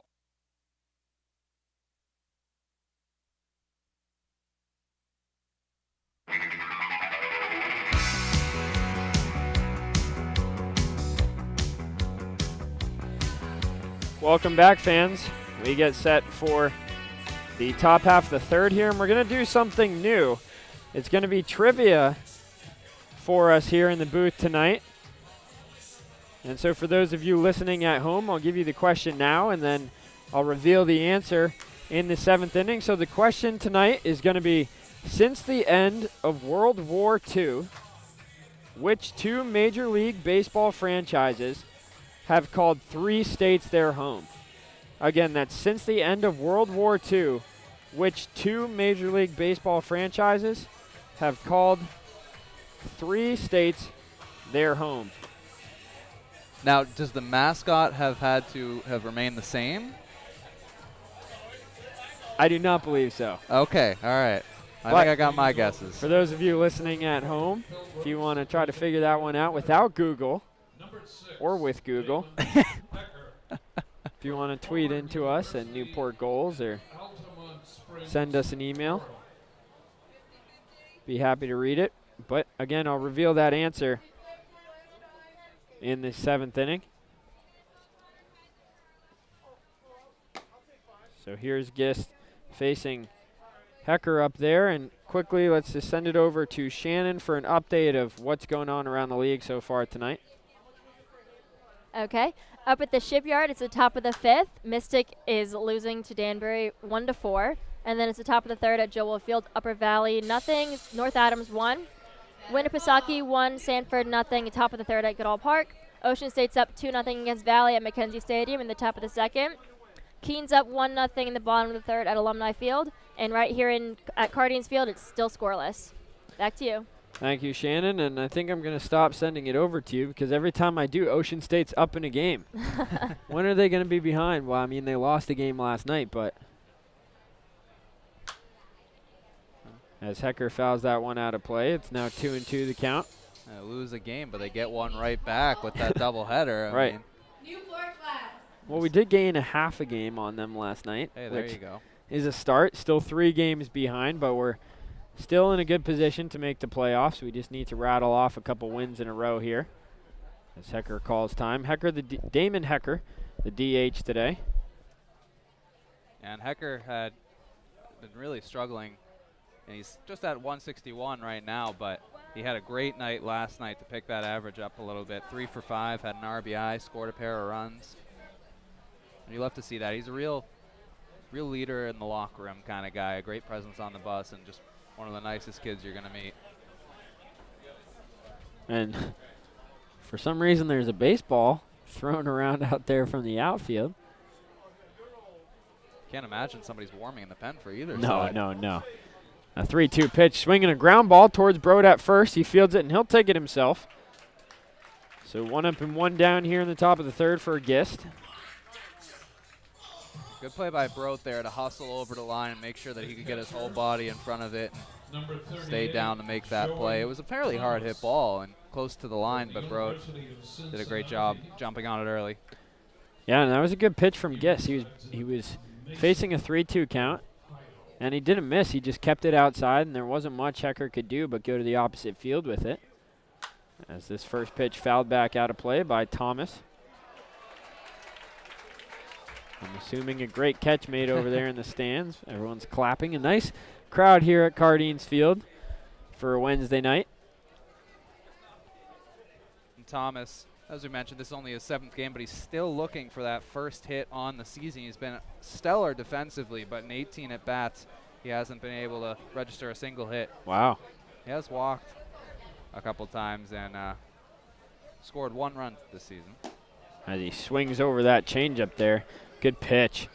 And now Gist can take his pick or throw the kitchen sink at him. It's one of those situations where it's so far in your head, but as Nick Lima so famously put it. As he hits that one on the ground towards Fabio. Throws on to first in time to retire Thomas, as Nick Lima so famously put it. So famously says, you know, you can only be 000s once. As soon as you get that first hit, you can never go back there again. So hopefully Thomas will be able to pick it up soon. He's got a few more bats likely ahead of him tonight. We'll see if he can get something done. Although if you're sitting on 000s for a long time, that can start to get to you. Oh, absolutely, and it just means you'll be lower and lower when you get that first hit. So here's the top of the order. Ryan Brown takes a slider on the outside corner. Gist continues to command all his pitches. Here he does have 1 walk, uncharacteristic. The 0-1, swinging a foul ball. And again, an 0-2 count. He gets ahead of yet another batter. Yeah, and that walk, the only time a man has reached base so far on him here through 2 2/3. He's looking really good. He's hitting all the spots tonight. He shakes off Dixon twice, 3 times. Now likes what he sees, the 0-2 pitch. Misses outside. Let's see, so 3 strikeouts on the game for Gist so far. Other than that, he's gotten a lot of ground balls and 1 fly out as he strikes out Brown there to end the inning. Another good breaking ball, another strikeout, his 4th of the game, and Gist is cruising along here as we head to the bottom half of the 3rd inning. It is the Pilgrims 0 and the Gulls 0 on the NECBL Broadcast Network.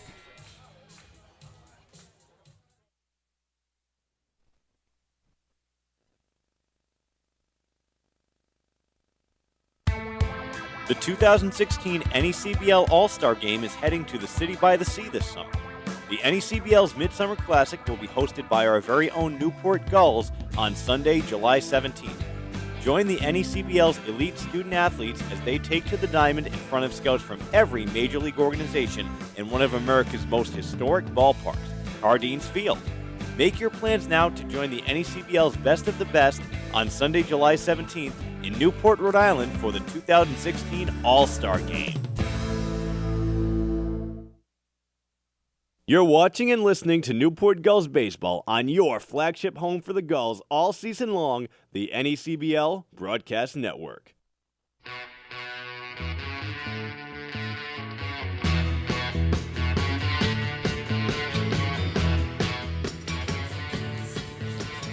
Welcome back, ladies and gentlemen. Bottom half of the third set to get underway. And while we have a quick second, let's pause 10 seconds for station identification here on the NECBL Broadcast Network. NCTV 18, Newport County, the World Wide Web, and on DVD. This is Newport Gulls Baseball on the NECBL Broadcast Network. Back here in the bottom half of the third, it's going to be Mark Powell leading things off. Powell struggled in last night's game for the Gulls. One of the only players to struggle. He'll look to change that here tonight. First pitch misses way up and away to Powell.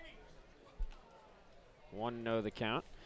So I look at his stats from last night. Powell struck out, walked and singled, and then grounded out to first, grounded out to second, and then struck out as he bloops that one down the first base line. This is going to be a tricky play.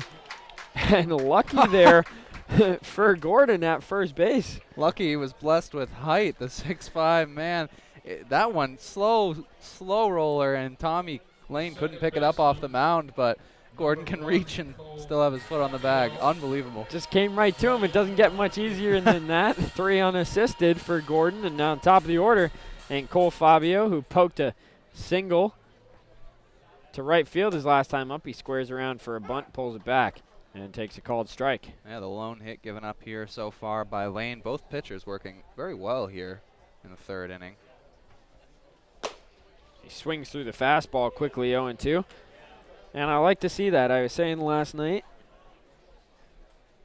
at North Adams that I either like to see a pitching duel or I want to see an absolute blowout, a high-scoring game, of course, with the Gulls on top. Yeah, the high-scoring back and forth can be a little bit much on the heart to handle. Much on the heart and a little much on the eyes as we're here for 4.5 hours. That's true. That's true. The pitch to Fabio breaks inside. Yeah, the Pilgrims have had a couple marathons as of late. They had 2 13-inning games in 3 nights, and they were wearing the effects of that one. A 1-2 pitch to Fabio. Breaking ball, fouled back out of play. Defensive cut.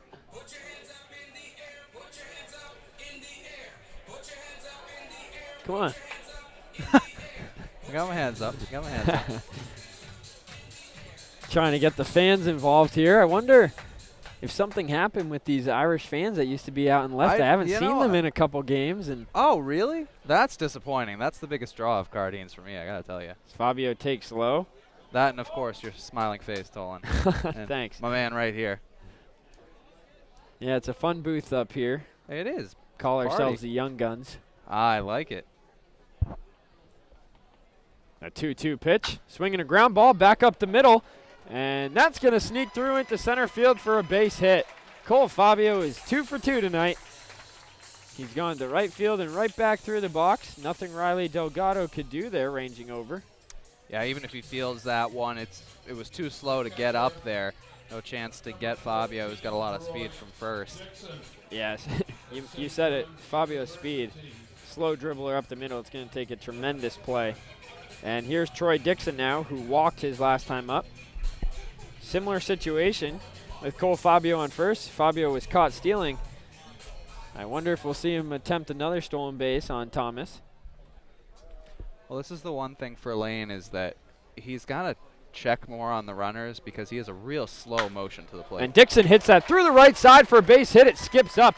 Fabio rounds second. He takes a big turn and he's held there. Another base hit for Dixon. He's 1 for 1 tonight. He stays hot. If you watch the replay, he's just not trying to do too much. And that's really been the name of the game for him. And it was interesting to see Fabio with tremendous base running, didn't look at the ball at all. He was only picking up Coach Leva over there at third base, which is exactly what you're supposed to do. And he trusts him and wisely holds at second with 1 out. And Steven Scott coming to the plate. Lane checks on Fabio at second. First pitch to Scott. Breaking ball on the outside corner. Good breaker there from Lane. It's been on so far for him. He's had a decent command of it. And it looks to be a nice 1-2 with his fastball. The 0-1 pitch, inside and low. So Scott last night hit an absolute moonshot to right field. Nearly hit the cars at North Adams. He was only 325 down the line, but the ball probably went about 350, 360. As we see Lane step off, and it just got about as high as the light pole out there and right. Wow. Always fun. As a broadcaster, you like the no-doubters a lot more than the line drives that sneak over the wall. Oh, absolutely. The problem is here at Cardines Field, I've been wrong so many times. You think it's a no-doubter, and it hits 27.5 feet up the fence, and then you just, yeah, you just look like, oh, no, just kidding, it's a double. It's not way out of here. For Steven Scott, that was his 4th home run of the year and his 17th RBI last night. A pitch is taken low. 2-2 the count. Steven Scott, one of 3 Vanderbilt players on this team for the Gulls. Scott didn't see much playing time there last year, but that's why he's here today, putting on a. And there's a pickoff attempt to first. Had Lane thrown, they may have had Fabio picked off, which would not have made Coach Leva pleased.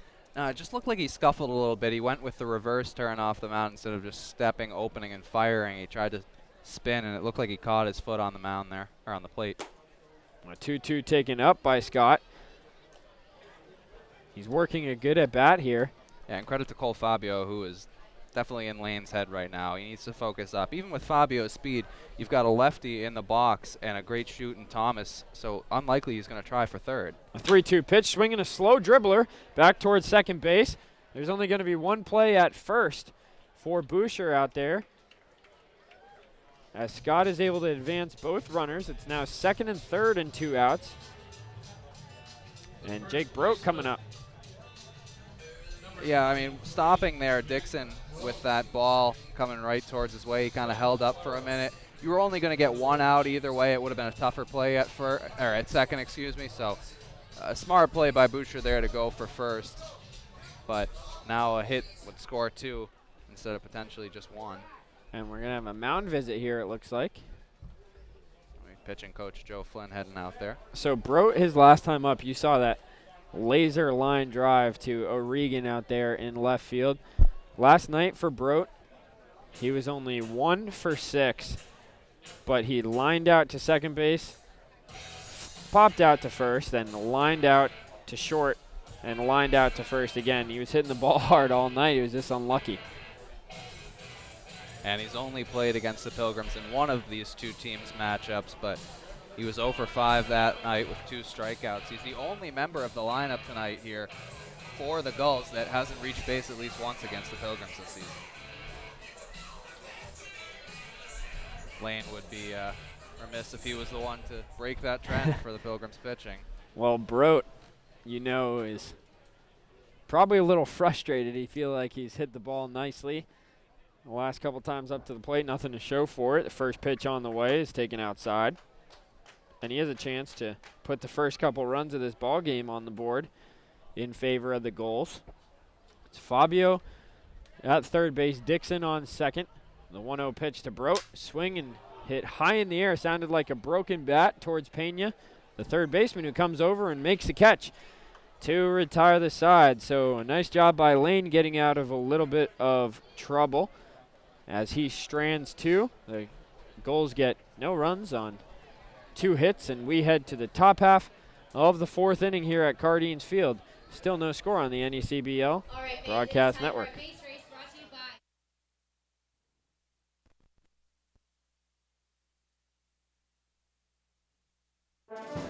Listen up, fans. For the second straight year, you, our loyal fans, will have the chance to select one player to this year's All-Star Game. Beginning on Monday, July 11th, fans will be able to vote for one of our 13 All-Star Game fan vote nominees. The player with the most votes will be elected an NECBL All-Star and have the chance to play in the All-Star Game at Cardines Field, home of the Newport Gulls, on Sunday, July 17th. Fan voting will take place online at necbl.com beginning on Monday, July 11th.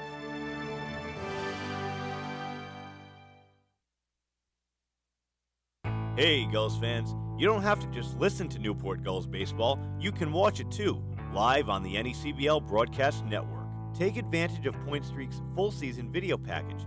Watch a single game for just $8, or watch every Gulls game, home and away, right from your computer screen with the full season deal.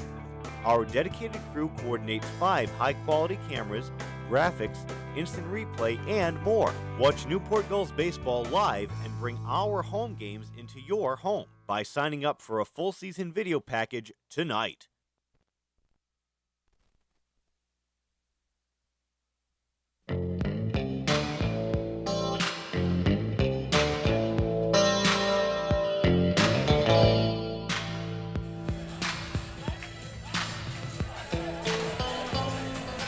Welcome back, ladies and gentlemen. Top half of the fourth set to get underway. Andrew Gist has been fantastic for the Gulls so far, and here to take you through innings 4, 5, and 6, my partner in crime, Quinn Kelly. Thank you very much, Tolan. Well, it'll be 2, 3, 4 up against him.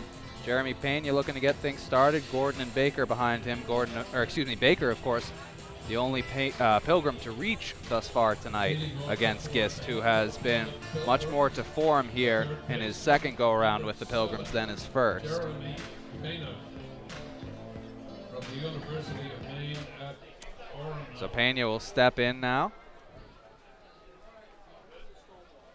He's 1 for 4 on the season with a pair of Ks in the one game he's played against the Gulls. Much hotter right now than he was the first time these two teams met. First pitch is in there for a strike on the breaking ball for Gist.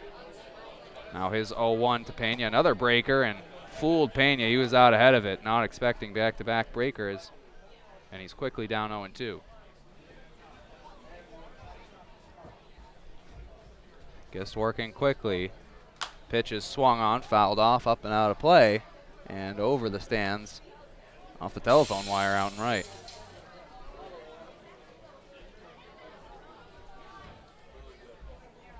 Gist ready to go again, another 0-2 to Pena. This one he swings on and missed, and for the second time tonight, Pena goes down by way of the K. That's Gist's 5th in the ball game. The first baseman, working masterfully is the Georgia Bulldog out there on the hill. Gordon. Now he'll have a fellow SEC competitor up against him in Cole Gordon. Gordon has had the better of competition between these two. Homered off him. The only 2 earned runs produced from that play that Gist allowed in the last start against the Pilgrims. Though he did end up getting Gordon to fly out and strike out in the next 2 times they faced. Ground ball up the middle, ranging over and making a great play is Fabio. Throw is just in time to get Gordon. What a play on the backhand. Fabio showing excellent range and no hesitation throw. A good strong one as he was moving back up towards the middle gets Gordon. For the second time, Gordon is put out by Fabio. Now there are 2 down in the 4th. Gist continues to work well here. At 53 pitches right now through 4, but only a man has reached. That man is Jesse Baker, who stands in now. Ripped a couple of hard ones foul against Gist. Looking to straighten it out here, takes strike 1. Of course, walked in his first at bat.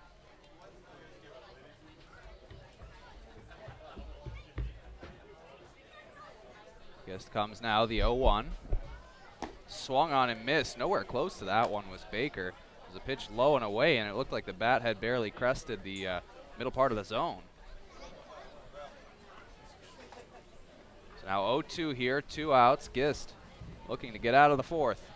Swing, foul off, another one hard, but well behind it was Baker, and that one's into the street here. Sorry, Quinn, I had to step out quickly there. No problem. Seems like Gist has been cruising along. Absolutely he has. Good play by Fabio, helped him continue through. Breaking ball to Baker, he leaves it alone, and a lucky break there. Tough pitch to lay off of, and it goes for a ball, 1-2.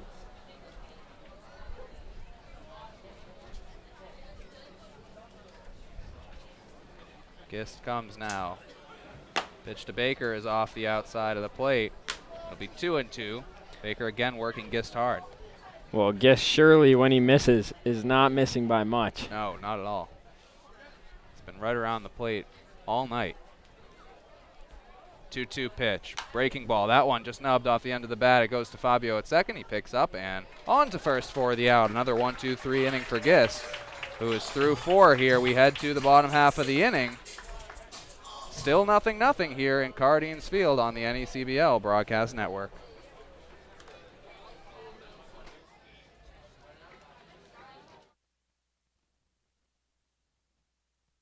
You're watching and listening to NECBL Baseball on the NECBL Broadcast Network.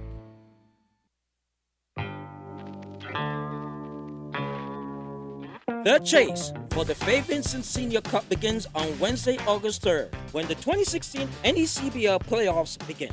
Once again, the top 4 teams from each division will qualify, with winners advancing to the NECBL Championship Series to fight for the league title. All series will be played in the best-of-3 format throughout the postseason. For more information, head to NECBL.com.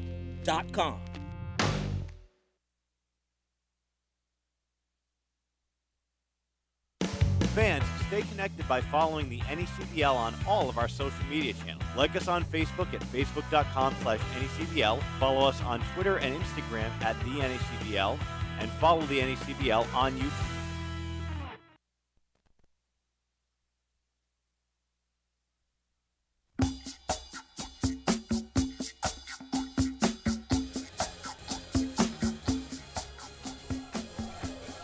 Back here, ready to go. Bottom 4. Lane back out on the mound for the Pilgrims. We'll have Ben Brazil leading things off, the designated hitter for the Gulls, who reached in his first at bat via the walk. Yeah, his 20th walk of the year for Ben Brazil, and he's tied his strikeout number now, 2020. So a 2020 season, but not quite what you'd usually hope for, 20 steals, 20 home runs. 20 walks to get aboard is not too bad. First pitch from Brazil, or from Lane to Brazil, misses for a ball. Lane had the most trouble we've seen last inning. 2 goals aboard. They reach second and third. This one grounded back up. Lane jumps on the mound and tosses over to Gordon at first to complete the out. 1-3 in your scorebooks. Brazil retired for the first time tonight. And there is one down in the 4th. The left fielder. Again, Gulls fans, if you're listening back home, the trivia question for tonight is, since the end of World War II, which 2 Major League Baseball franchises have called 3 states their home?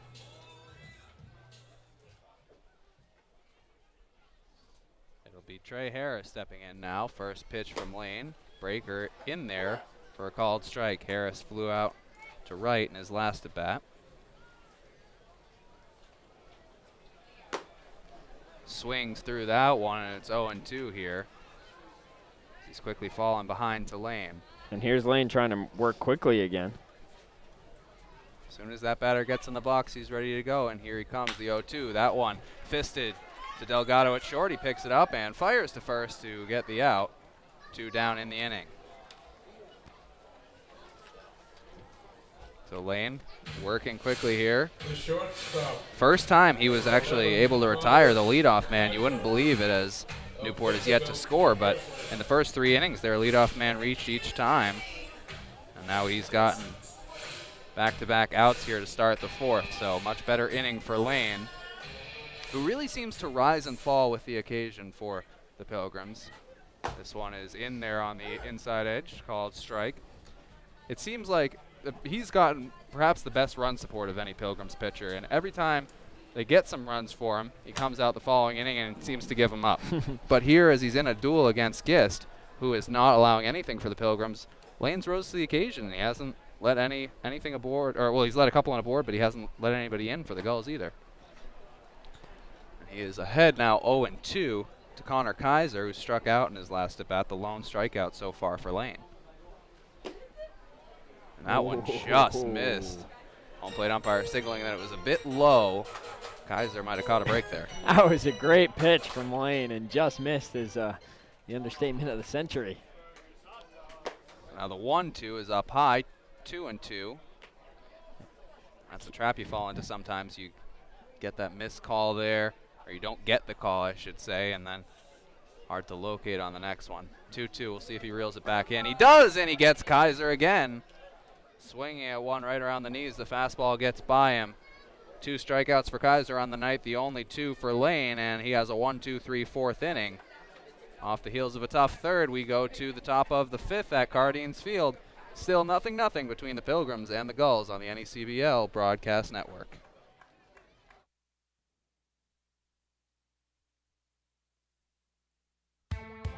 The 2016 NECBL All-Star Game is heading to the City by the Sea this summer.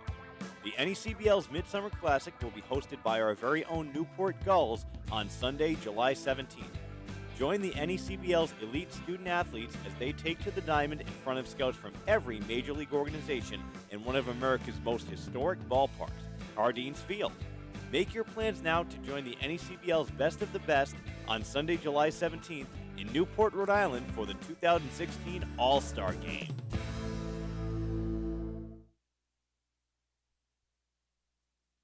Looking for stats, scores, and highlights from your favorite NECBL team from wherever you are? Then head to mobile.necbl.com to download the official Point Streak mobile app. Available on Android and iOS devices, the Point Streak mobile app offers access to live box scores, pitch-by-pitch updates, and so much more all season long.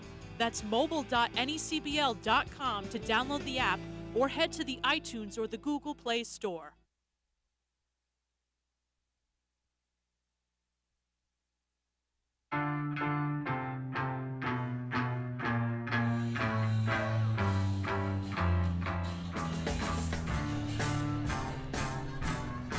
Top 5 here.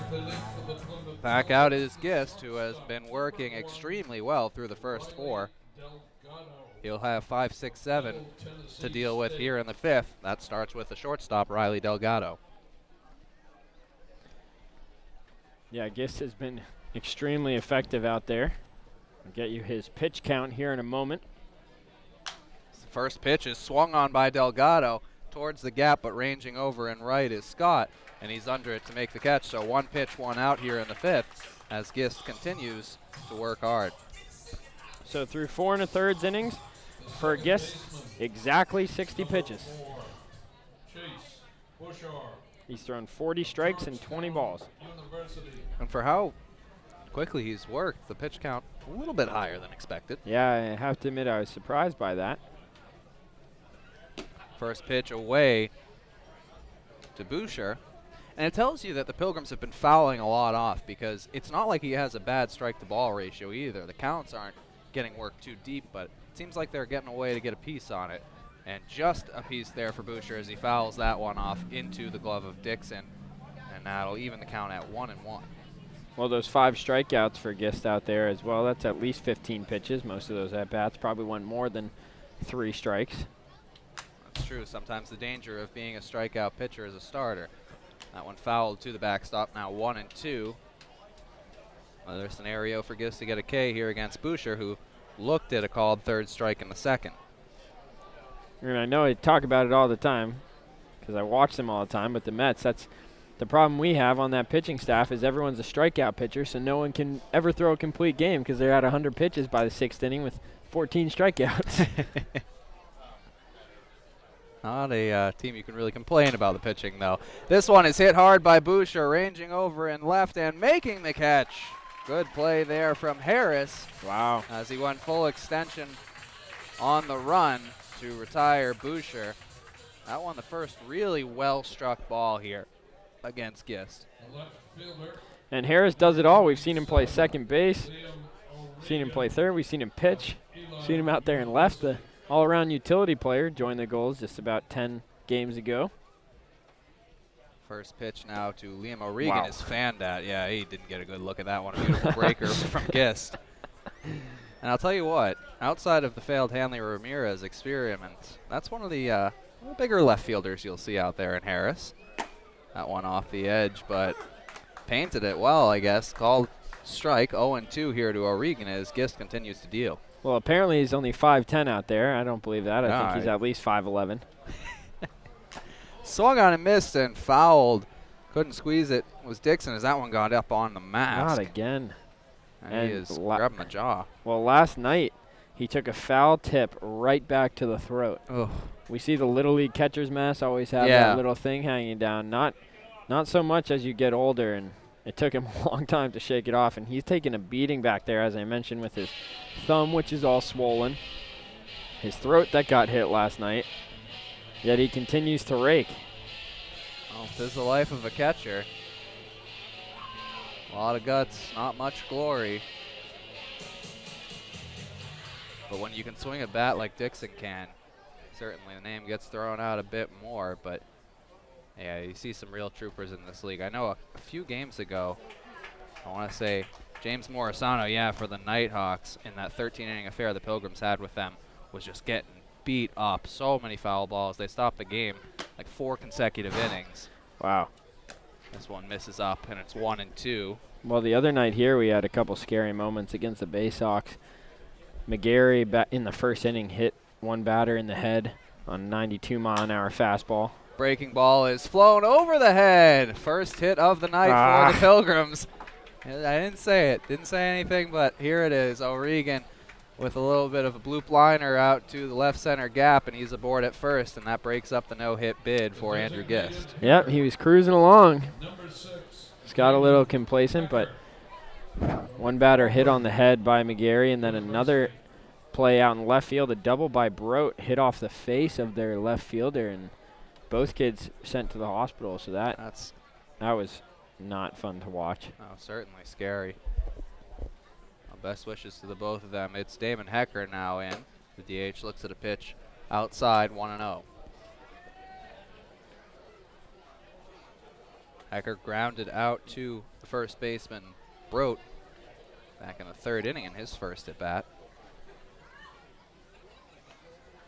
Just working from the stretch just the second time tonight.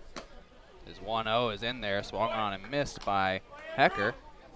So, you know what I don't understand? That foul back into the mask of Dixon is way back in the day when they used to play without, the catchers used to play with just hats on, the batters didn't wear helmets. Did that never happen? Did they never get? It happened just enough that they started wearing the masks, I guess. I mean, I can't imagine. I feel like you see it all the time. Yeah. Maybe the pitchers weren't throwing 90s back then.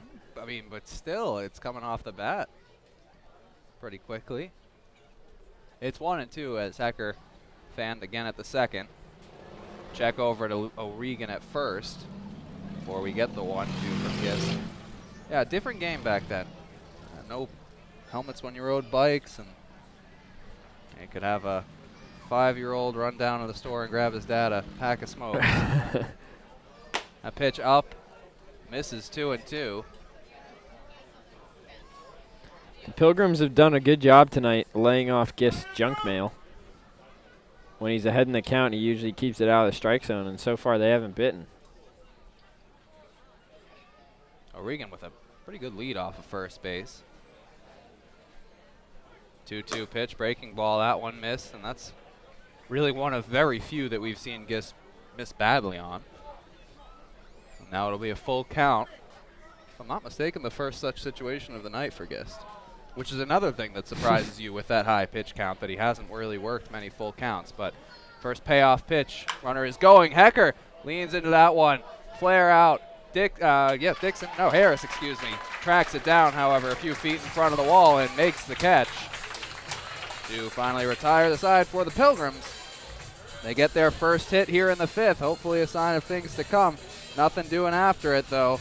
We head to the bottom half of the fifth. Still nothing here between the Pilgrims and the Gulls on the NECBL Broadcast Network. Don't forget to continue. Full step in the bag at third, and the Newport Gulls have won the 2005 NECBL Championship. The Newport Gulls are the 2009 NECBL champions. He makes the catch, and the Newport Gulls are the 2012 NECBL champions. Swing and a miss. The Newport Gulls are the 2014 NECBL champions. The Gulls, for the 6th time in franchise history, will hoist the Fay Vincent Cup. 13 years of covering the best team in summer collegiate baseball. This is the NECBL Broadcast Network. Fans, swing the same bat that your favorite NECBL players bring to the ballpark each night.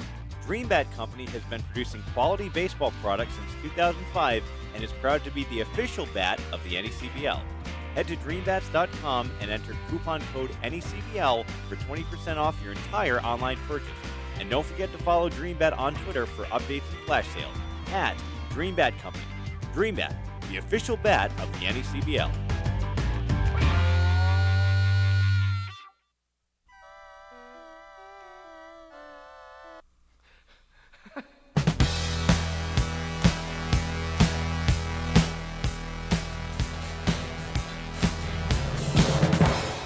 Tommy Lane back out here for the bottom of the fifth.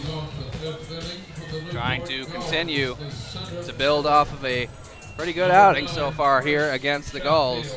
Gulls trying to get to him for the first time here. It'll be Chris Chatfield, Mark Powell, and Cole Fabio. 8-9-1 in the inning. Trying to do some damage off of the Boston College Eagle. Lane ready for the first pitch to Chatfield. It is low and inside, ball one. Chatfield grounded out to the second baseman Bouchard his first time up. 1-0, same spot, low and in, 2-0 now to Chatfield. Lane was the primary midweek starter for the Eagles this past spring. He's behind Chatfield now 3-0 as he's having a little bit of difficulty finding the zone. Give him the green light. 3-0 pitch. That one is in there. Very much a red light as Chatfield was hanging that bat right on his shoulder. Had no intentions of swinging there. 3-1 pitch from Lane now. Swung on. Maybe a gift there from Chatfield. That was, if in the zone at all, right at the top of it. And this is curious. Chatfield was asking for time. Lane out there on the mound was just going, and the home plate umpire didn't grant it, and then the home plate umpire wasn't even ready for that pitch. That one up and away, though, so Chatfield no worse for wear after the missed time, and he'll go down to first. Another walk. That is the third issued by Lane here tonight.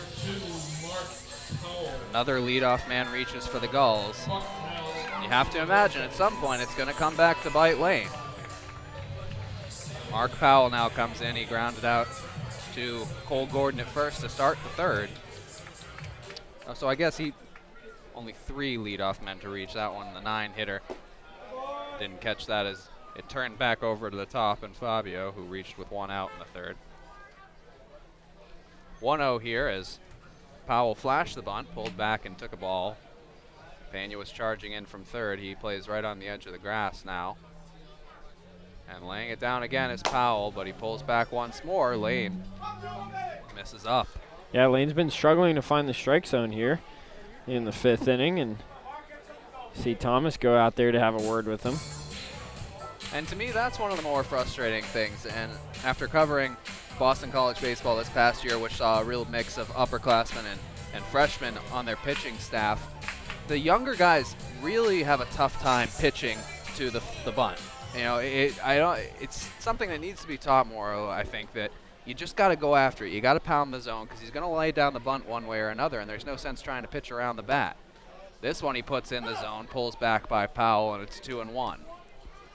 And this might be a good situation for Powell to fake bunt and then slash with Pena coming way in at third before the pitch is even thrown. Well, we saw a crazy one last night in Upper Valley. Another pitch here from Lane. That one just misses, 3-1, where Cole Gordon charged all the way, and I gotta tell you, he was maybe 2 feet off of the edge of the grass in front of the batting circle. Wow. Now it was as the pitch was reaching that he got that far, but if he had decided to pull back, he would have been in trouble.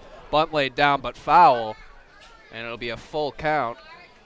And see, there's exactly why you got to just pitch right at it. No guarantee he's going to put it in fair, but better have seen that foul with 1 or 2 balls versus 3. Well, if you're Powell here, you got to advance the runner one way or another. Chatfield with a pretty good lead off of first. He's going on the pitch. Lane comes. It's outside, ball 4. Back-to-backs to start off the inning. No good for Tommy Lane. And he'll have to reel it in right here. Needs a ground ball up the middle. See if he can induce one from Fabio, who has 2 singles off him tonight. He's been hitting the ball well.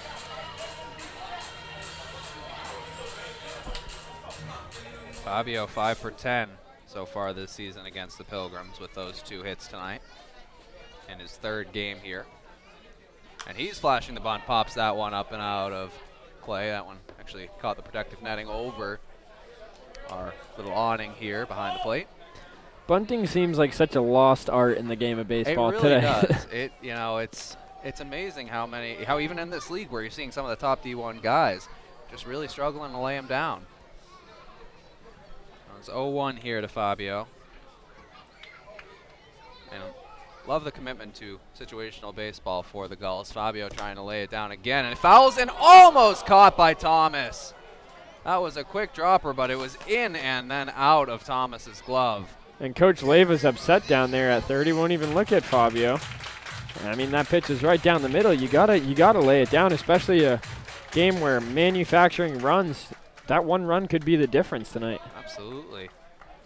As I was saying, I mean, the commitment from Coach Leiva, I love it because you're taking the bat out of, right now, what is, at least in this game, your hottest hitter's hand, but it's more important to just play for the team. Foul ball here from Fabio. It'll remain at 0-2 as he slashes that one into the netting.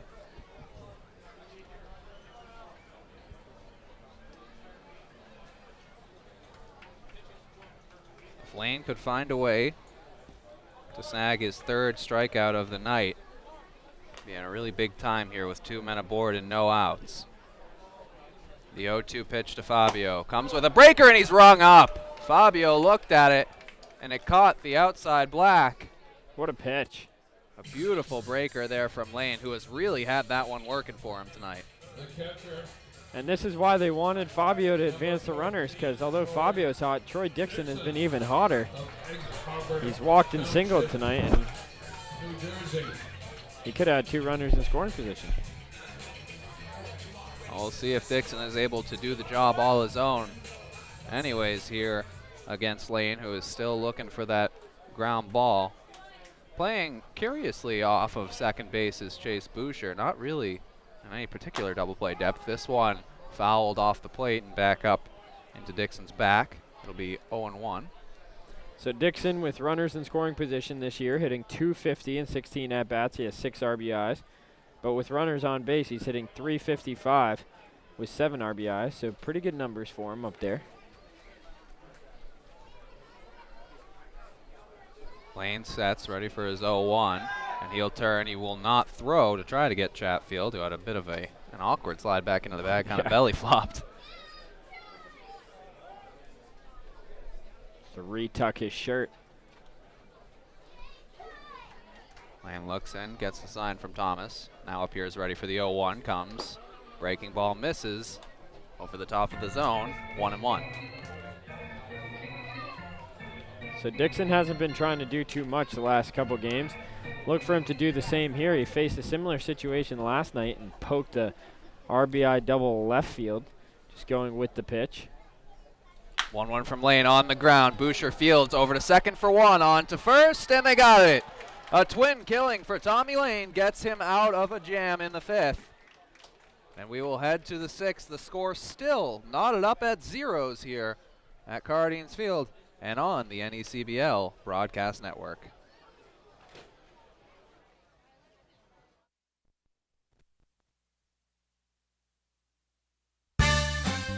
Hey Gulls fans, DVDs of all home games are available. To order copies, email broadcast@newportgulls.com.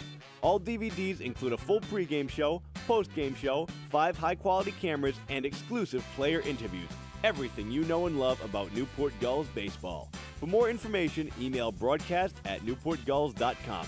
Don't miss your chance to own a piece of the 2016 Newport Gulls season.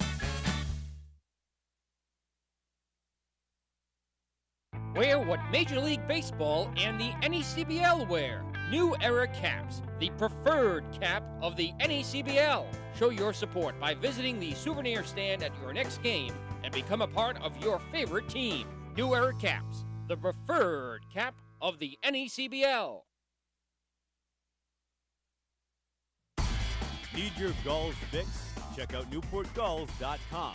That's NewportGulls.com.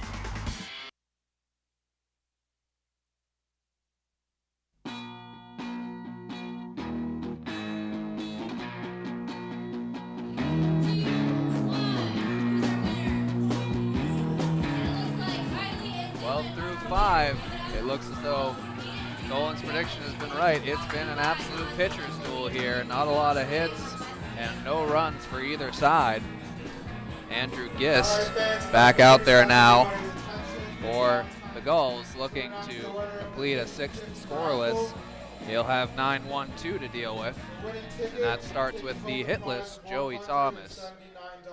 Thomas has certainly been a defensive star for the Pilgrims in limited action, but the bat has been less than active.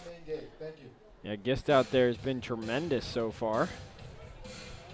He'll look to keep it going. Just that one hit that happened last inning, unfortunately.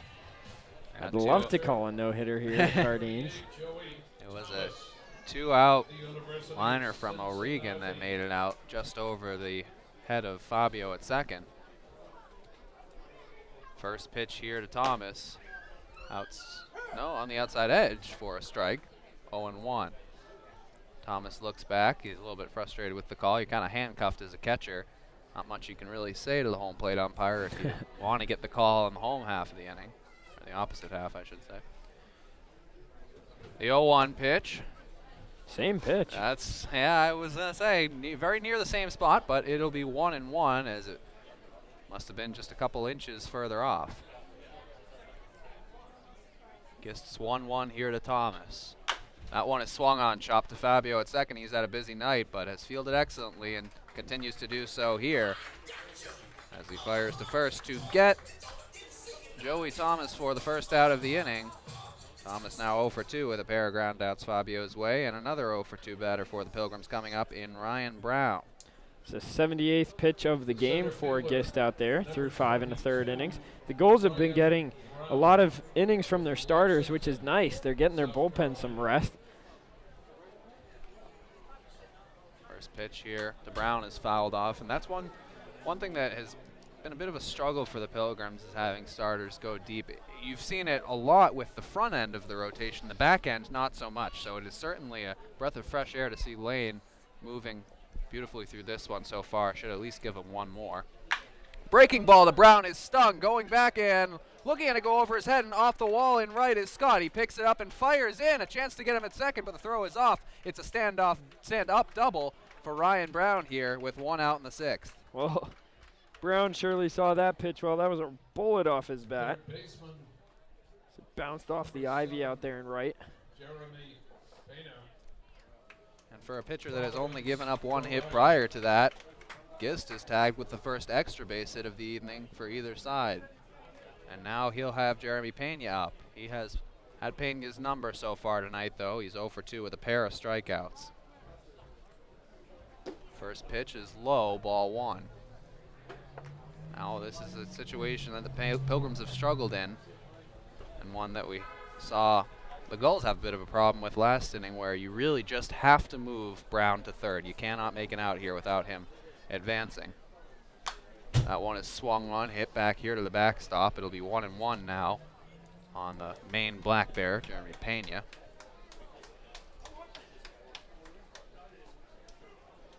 Pena went to the Classical here in Rhode Island, the high school. Was born in the Dominican Republic, however. 1-1, and he pokes that one to Fabio at second, does the job. Brown is to third, and Pena is retired. So with 2 outs, the Pilgrims will look to Cole Gordon to see if he can get the Pilgrims' 3rd hit of the night and bring in Brown. And this by far the biggest at-bat Number 35. for Gist here tonight. Gordon of Tampa, Florida. As it seems like whatever team is able to put a run across could come away with the win tonight. And right now, 6 putouts for Cole Fabio at second. Over a third of the outs have come on the ground ball to him. This one is absolutely tagged by Cole Gordon. Looking up and watching it go out is Steven Scott in right for the 2nd time this season. Cole Gordon tags Gist with a 2-run blast, and this one was up and out in a hurry. Well, Quinn dropped the mic. Oh, my Lord. That was a bomb off the bat of Gordon. I have not seen a farther ball hit here at Cardines Field. And he knew it. He pimped it a little, too. Well, I gotta tell you, that is something Cole Gordon is famous for. He does pimp his home runs a little bit. Now that the 4th of the season, all 4 have come in the last 9 days, I believe. Only that might have even been the last week, but in any case, he has been swinging a red-hot bat as of late and has the Pilgrims up 2-0 here. And that's a bummer for Gist. He was throwing so well out there, and there's a breakthrough either team needed, and now it's going to be up to the Gulls to counteract that. And Baker, now wearing his own jersey, is in the box with 2 outs here. He fouls that one off, so I'm very interested as to what the situation could have been there. I do know that Baker and Corbett had gone home together from one of the games, and Corbett accidentally left the jersey in the back of Baker's car. So perhaps they just accidentally put on each other's, and somebody failed to tell them before Baker stepped into the box for his first at bat. He's up here now in his 3rd. He's walked and grounded out and is behind 1 and 2 now. Well, now, folks, I'm officially excited for the home run derby. That's right, Cole Gordon will be participating. This one a little rolled over grounder. It'll be a tough play for Gist. Baker hustling down the line, and he will make it in as Gist fell on the throw. Didn't look like he was going to have a chance to get him either way. Baker with some sneaky speed, and he makes it down to first. An infield hit, and that is the 3rd in the inning for the Pilgrims after being 1 hit through the first 5 innings. Yeah, and if you're a Gist, you just got to settle down here, hold them to 2 runs. That's not an insurmountable lead for the Gulls, whose bats are very capable of putting runs across. Although here's another interesting side note for the Gulls tonight. They only have 1 offensive sub, Travis Young. The other 2, Gabe Snyder and Charlie Carpenter, both out with injuries tonight. We only have 3 bench players. Wow, he's really flirting with fire there. You better hope that all these players stay healthy. Yep. 2 outs now. It'll be Delgado. Well, strike 1. We've had a couple injuries, and we've brought in more pitchers for those injuries. Kevin Stroshine, one of our right fielders, had to go home. Shane Matheny got an elbow injury the other day. He was our everyday 3rd baseman. He was sent home. We still haven't brought in anyone to counterbalance that. Wow. For the Pilgrims, the injuries have come to the bullpen, not to their position. They're still at full volume and position players, but the back end of the bullpen has been an issue. They've sent a couple home, and Drew Crosby and Tim Salvador before that. Connor Berry in his first start, he went an inning and then did something to his labrum warming up for his 2nd inning of work, and unfortunate for him. That was a heartbreaker to see him go. I feel like every baseball player these days has Yeah. had surgery or is going to have surgery. Yeah. A 1-1 pitch. They pick Baker off again. He'll try to get in the second. No such luck this time. He is having a heck of a day reading Gist. Got lucky once. Not here now, though. He is picked off and thrown out at second, 1-3-6. And that ends the inning for the Pilgrims. It'll be Delgado to start the 7th. We'll see if Gist comes back out. He's worked well through the first 5, but hit some snags there in the 6th. The 2-run blast for Gordon gives the Pilgrims a 2-0 lead here on the NECBL Broadcast Network.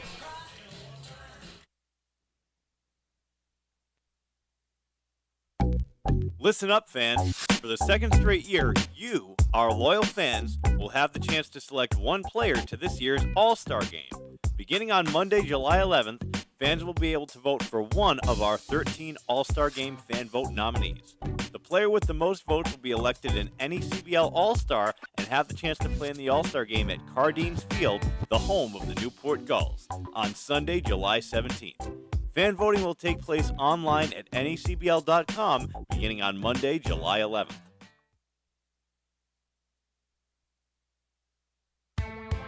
The 2016 NECBL All-Star Game is heading to the City by the Sea this summer.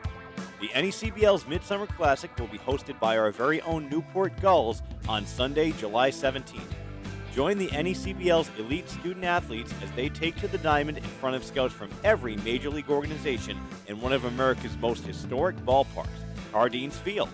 Make your plans now to join the NECBL's Best of the Best on Sunday, July 17th in Newport, Rhode Island for the 2016 All-Star Game.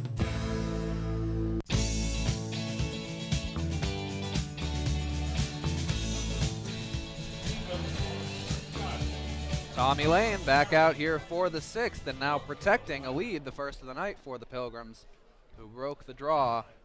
It is now 2-0 off of a Cole Gordon blast. We'll see how Lane responds if he can hold the lead. First pitch of ball to Stephen Scott, the 3-hitter for the Gulls.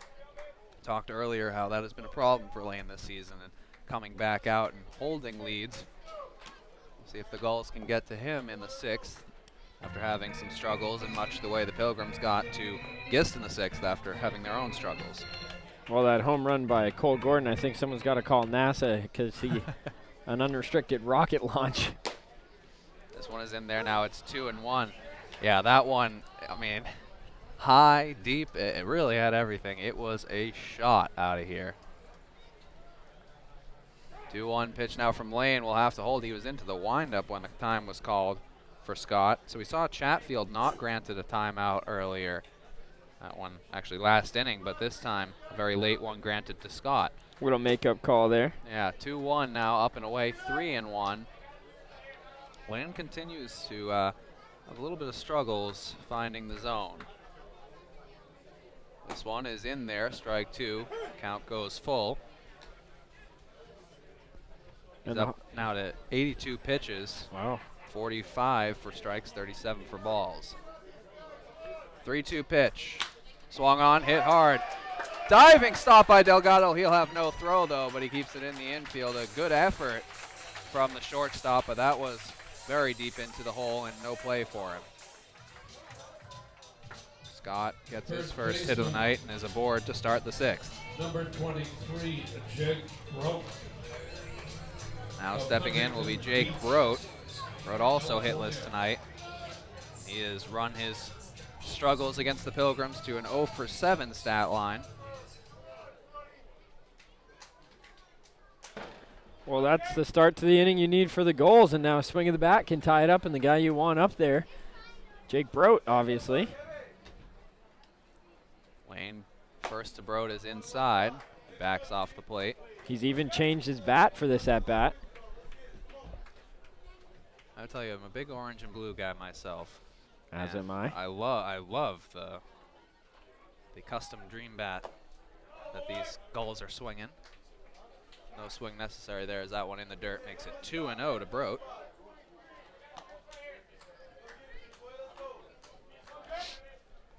Lane could be tiring. It's tough from our view down here, but I'll let you know if there is any action in the pen if we get word of it. Lane in need of a strike. Big lead off of first for Scott. Goes unchecked. And Lane misses. He's behind 3-0 now. We'll get the shot of that bullpen in just a second for you here, Quinn.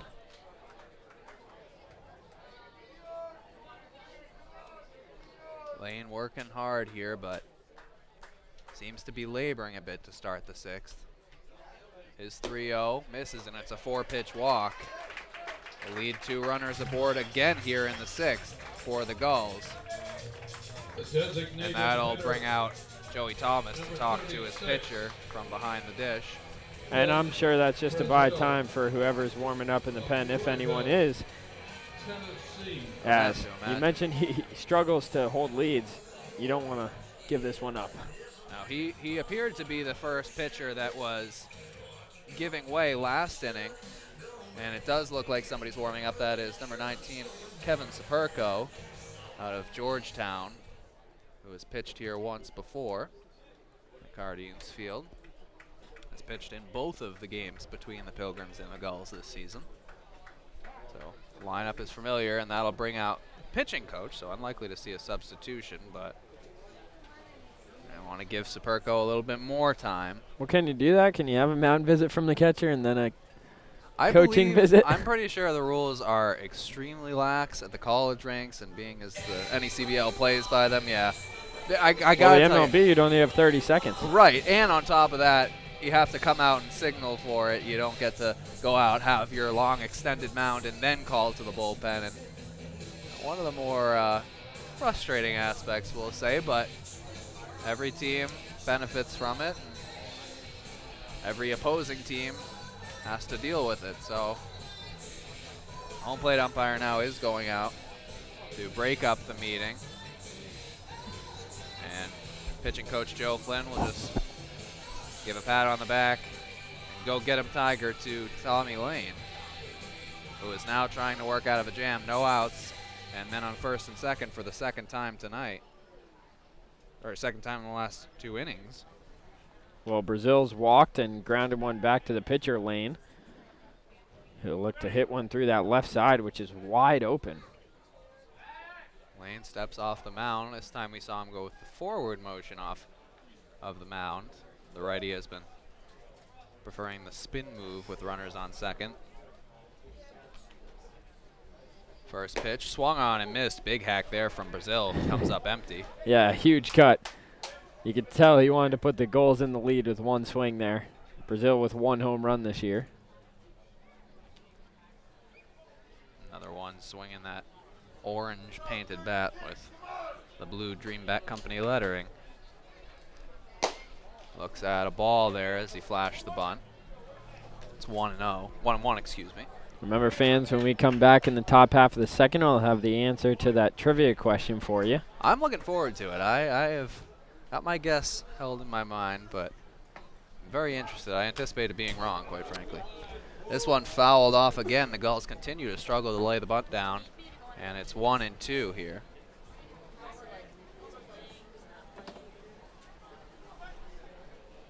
Now laying a pitch away, could use a strikeout. We saw last inning, first and second, no outs. He got Fabio looking. Trying to do the same here to Brazil. Pitch. And he does the same. A strikeout looking, and he paints the black to the lefty. 1 down in the inning. Huge strikeout there for Lane, and Brazil not pleased. But again, it's the Gulls' failed bunt attempts.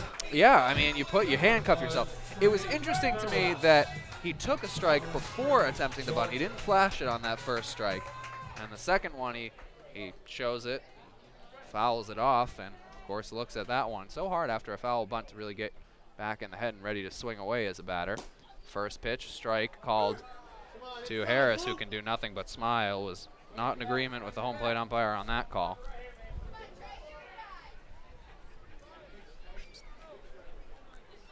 And it's 0-1 now.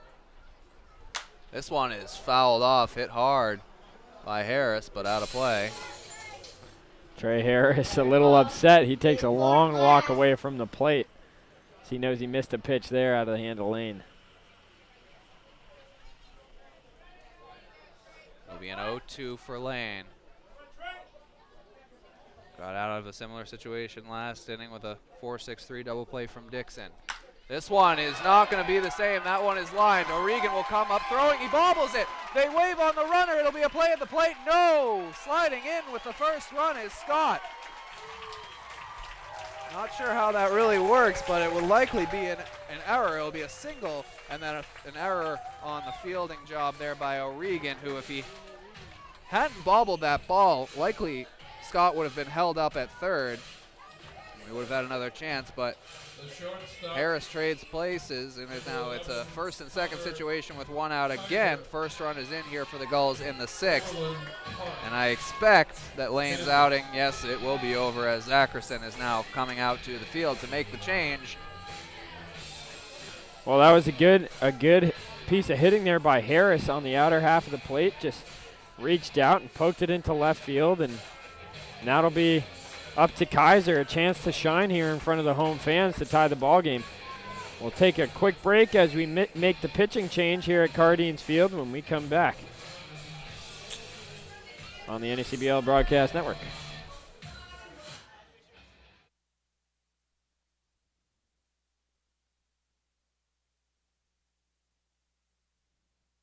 Looking for stats, scores, and highlights from your favorite NECBL team from wherever you are? Then head to mobile.necbl.com to download the official Point Streak mobile app. Available on Android and iOS devices, the Point Streak mobile app offers access to live box scores, pitch-by-pitch updates, and so much more all season long. That's mobile.necbl.com to download the app or head to the iTunes or the Google Play Store.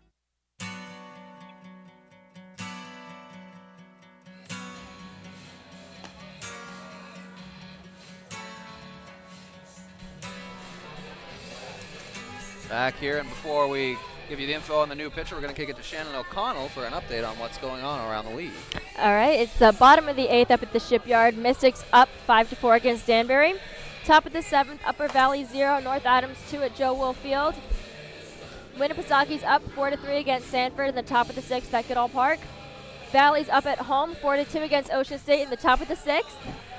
Vermont's up 6-5 against Keene at Alumni Field, top of the 6th, and then it's 2-1 Plymouth against the Gulls here in the bottom of the 6th at Cardines Field. Back to you.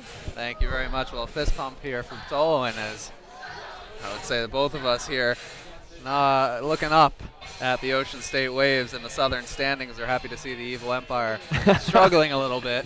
They've been excellent all season, but have been scuffling as of late, haven't been as good as they were. They got off to that really hard start, 15-3, but not playing the best baseball. So who's out there on the mound for the Pilgrims? And now we have Kevin Saperko out. Saperko from Georgetown University.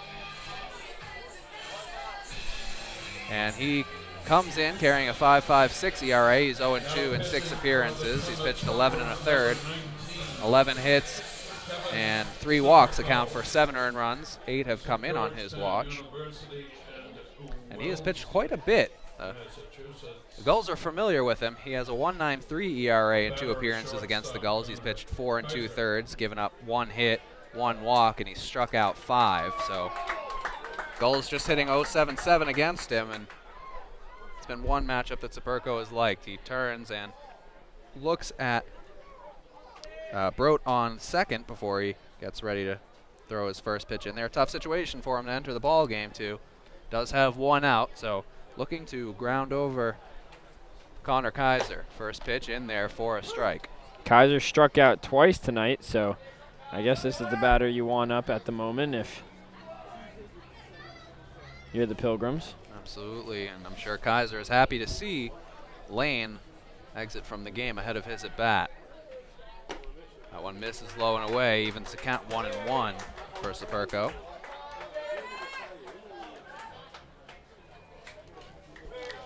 Interesting move from Saperko before he threw the first pitch to Kaiser, checking on Broad at second. He's definitely not a threat to steal third. Pitch fouled off.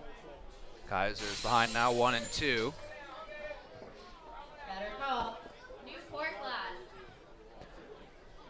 Look for Kaiser to protect here. He can't afford a strikeout in this situation. The least he can do here is put a ball in play, try to advance the runners.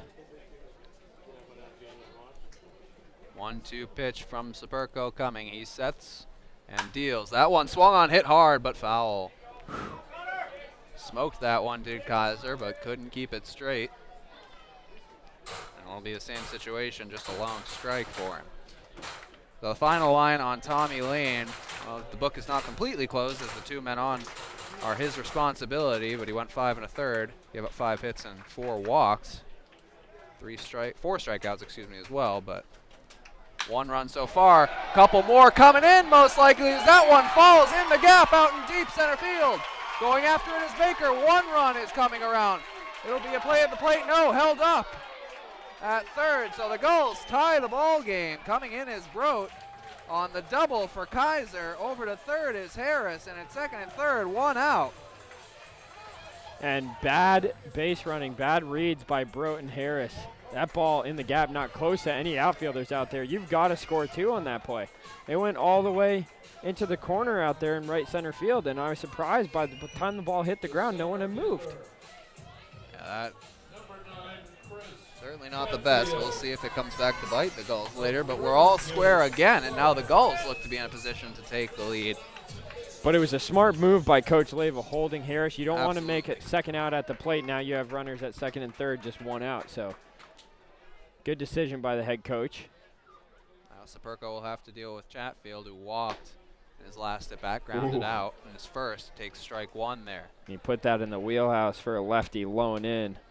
Luckily, Chatfield taking all the way, it seems like.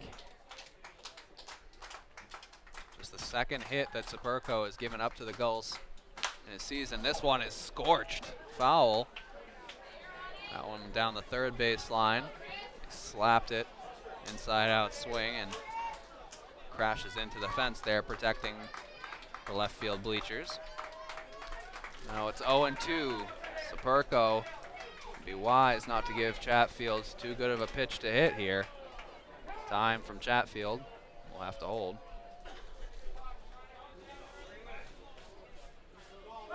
Good move by Chatfield. It's a big situation. Settle himself a little bit, take a deep breath. You got to protect here. Saperko comes to the set. The 0-2 pitch to Chatfield. In there, called third strike. Chatfield knew it right away and turned, as that one was right on the inside part of the plate. Perhaps not what Chatfield was expecting. Big strikeout there. I mean, it must not have been what he was expecting, because that pitch, a good 0-2 count, you have to protect, and he did. You can't go down looking in that situation. No, and it wasn't an egregious call, I wouldn't say, by any measures. It looks like it could have. Definitely a strike, but it'll be up to Middletown, Rhode Island native Mark Powell to be the hero now. First pitch to him. It's the same pitch that just struck out Chatfield. Maybe a little bit lower, and that's what the home plate umpire is saying, but I mean, I don't know. It was a tough pitch to lay off of a tough no call there, coming on the heels of the last one. In any case, Saperko will now battle from 1-0. This one hit on the ground. Boucher ranges fields and over to first. So the Pilgrims escape this one, and it certainly feels that way. But the Gulls have come back to tie it up in the bottom half of the 6th. Each team strikes for 2 in the frame. We head to the 7th now, and we're back squared 2-2 here on the NECBL Broadcast Network. All right, fans, if you want to join me out on left.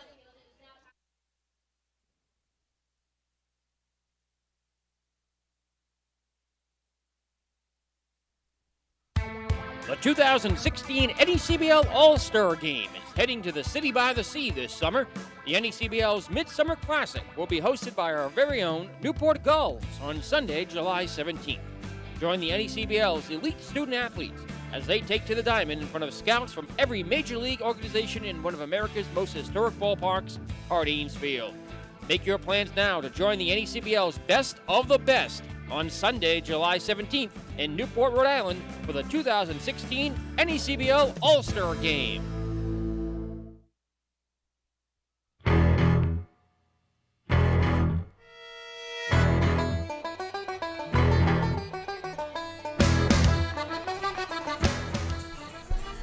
Well, we are ready for the 7th. I thank you for listening in through the middle innings. I'm Quinn Kelly, and I'll turn it now over to Tolan Vaquero, the voice of the Gulls, to take you away for the final 3 frames. Thank you, Quinn. Tremendous job. As a little drop kick Murphys bring us into the 7th inning here in what's been a great game. The Gulls looked like they're about to take the lead last half, but a strikeout and a ground out. Clutch pitching by Saperko got him out of the inning, and now Gis remains on the mound for the Gulls here. It's going to be Riley Delgado, Chase Boucher, and then Liam O'Regan.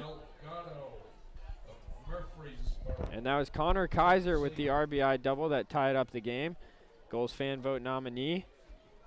It's another reason why you should go to vote16.necbl.com. Vote for Connor Kaiser for the NECBL All-Star Game. He would be the 7th goal to grace that team. in the Southern Division. The 1-0 pitch on the way is inside. Quickly 2-0 the count on Delgado. Certainly making a case for it here tonight, and that was a huge hit there to even things up. And last night also had an RBI double. As that pitch misses low now. Gist falls behind 3-0, very uncharacteristic.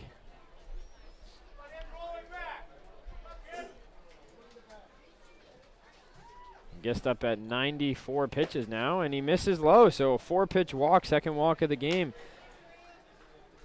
Drawn by the Pilgrims.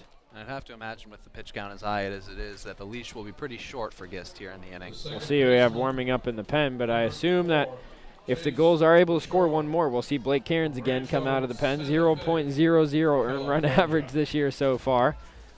And he'll be an all-star, probably the setup man in that game, as it was, as I try to recall, the Bay Sox closer, who I think has something like 28 or 30 strikeouts on the year. Bunted up the first base line, fielded by Broat, flips on to first, in time for one, but there's the Pilgrims doing what the Gulls have not been able to do all night, a sacrifice that they actually get down in the right situation.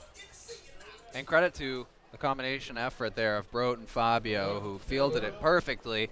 First baseman coming in, second baseman getting over, and it was a close one because Boucher's got a lot of speed, and he put that one pretty well placed down the line on the bunt. But the Gulls played some excellent defense there and got the sure out at first.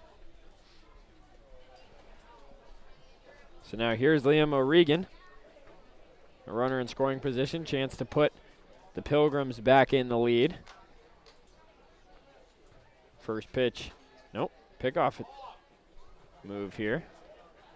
Here's some screams for a balk in the stand. I'm not so sure about that one. It looked within the rules. Big spot here for O'Regan, who broke up the no-hit bid for Gist in the 5th inning. First pitch swung on a miss, blew the fastball right by him. That was in the wheelhouse for O'Regan.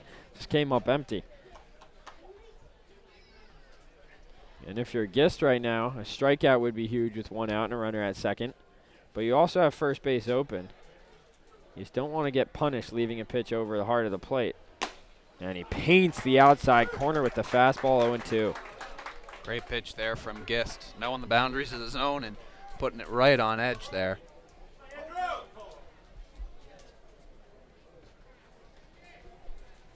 Gist comes set.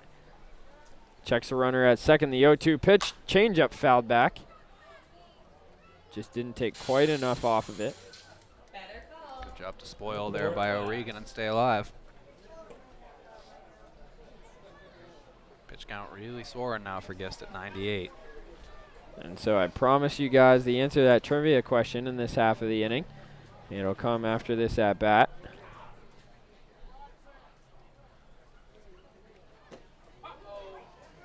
As that pitch is taken outside. Tonight's official attendance here at Cardines Field. Another game over 2K barrier, 2,400 and a lonesome one here tonight on a Wednesday at Cardines Field. Gist comes set. A 1-2 pitch, swinging a foul back, a long foul ball. Now Regan is all over Gist but cannot straighten it out. Couple balls hit hard now. Just needs to get one in play though. Can't go down with the strikeout in this situation. So the count remains 1-2. We're in the top of the 7th inning. A runner at second. That is Riley Delgado and one out. The 1-2 pitch from Gist. Swinging a ground ball towards Kaiser. He's up with it. Throws on to first in time for out number 2, but advancing to third on the ground out is Delgado, and now with 2 outs, the go-ahead run just 90 feet away for the Pilgrims. And so as Dixon heads out to the mound, I'll give you the answer to that trivia question. The question was, since the end of World War II, which 2 Major League Baseball franchises have called 3 states their home? The answer, the Athletics, who called Philadelphia, Kansas City, and Oakland, California their home from 1901 all the way until 1968 to present. And the Braves, who called Boston, Massachusetts, Milwaukee, and now Atlanta their home. Interesting. All right, I had the Braves, but my other guess would have been the Nationals franchise, just because with Montreal before that, though I couldn't really think any further. I didn't know if they were obviously an expansion franchise. So the Athletics played in Philadelphia from 1901 to 1954. Then they moved to Kansas City from 1955 to 1967, and now in Oakland. The Braves were in Boston from 1871 to 1952. Then Milwaukee from 1953 to 1965, and then, of course, in Atlanta, Georgia from 65 until present. Move homes within Atlanta, I believe, either next year or the year after. I think they've got that new park coming in. So here's Hecker now, first pitch. Just missing outside. Another big situation here for Gist. So he'll try to hold this lead. The 1-0 pitch. Up and away, 2-0. And Gist now over 100 pitches. He sits at 103 pitches now on the night. I'm assuming this would be his last batter. So he comes set. The 2-0 pitch is high, 3-0. Yeah, I agree. I mean, with that mound visit prior to this one, I assume with the pitch count where it was, he was telling him, if you can get this batter, that's great, but this is the last one. Not the worst situation to walk him. Gist would love to get through the inning, but Thomas behind him is not much of a threat. As that pitch missed somewhere in there. 4-pitch walk drawn by Hecker. Second walk of the inning. Uncharacteristic here. And now Kaiser trying to get the attention of his infielders out there in case we have a steal attempt, what they're going to do. And it looks like Coach Leyva is going to leave Gist out there. Yeah, he went out to grab the armband that Damon Hecker tossed off of him, and he returned it to Zackerson. A bit of a fake out for us here in the booth. Yeah. It is Chris Bubich up in the pen for the Gulls. Andrew Somerville is also available to pitch tonight. He's been terrific. The first pitch fouled right back towards us up here in the booth. Dodge that one. Would have taken your head off. That was right here. I don't think it would have. I got the cat-like reflexes. That was oh, okay. In the glove. Yep. Heard that one before. Spidey senses. Now tingling. It's Joey Thomas, the batter, the 0-1. Swing and a miss. That pitch really popped in the glove of Dixon. I think it may have hurt his thumb a little bit, and I thought that was a foul tip the way it sounded, but now 0-2. And Gist just one strike away from getting out of trouble here and going 7 strong frames for the Gulls. We see these pitchers going longer and longer in games as the season goes on. As he comes set, the 0-2 pitch. Just getting a piece of it is Thomas. And the runner, Hecker, was on the move. Wouldn't be surprised to see him going again. So surprising, you have Chris Bubich and Andrew Somerville available tonight. Bubich with a 5.3 ERA, Somerville with a 2.46. In a tight game, a little surprised not to see Somerville warming up. And that pitch just misses. I think Hecker thought it was in there for a called third strike. Obviously, wow. A little bit of defensive indifference, but he was walking into the base the last few steps. Good pitch there from Gist. That was a good pitch. Just froze Thomas, and now the 1-2 will have to do it again. See if he bounces a changeup here. A 1-2 pitch. Breaking ball swung on and missed. He got him. A clutch strikeout by Gist ends the inning. He gets out of trouble as he strands 2 on the bases. And the Pilgrims get no runs on no hits but leave 2 aboard here in the top of the 7th. We'll head to the 7th inning stretch here at Cardines Field with the Gulls and the Pilgrims locked up in a 2-2 tie. And let's try something different here tonight. Let's pick up the 7th inning stretch live here at Cardines Field.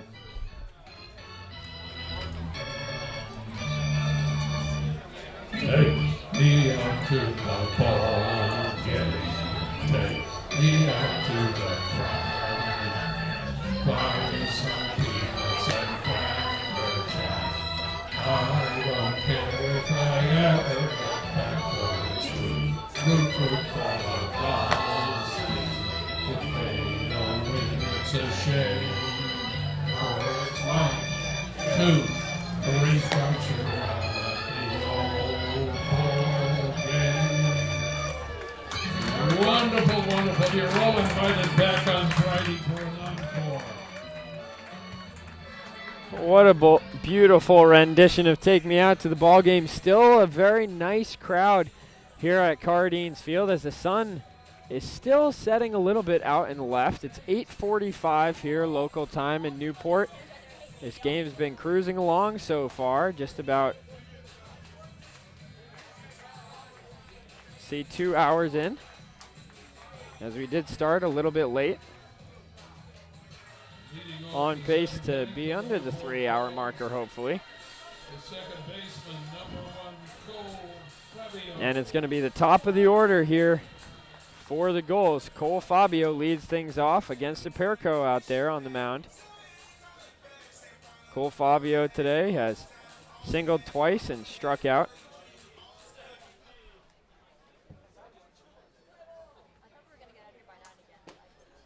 And the first pitch in there for a called strike at the knees to Cole Fabio.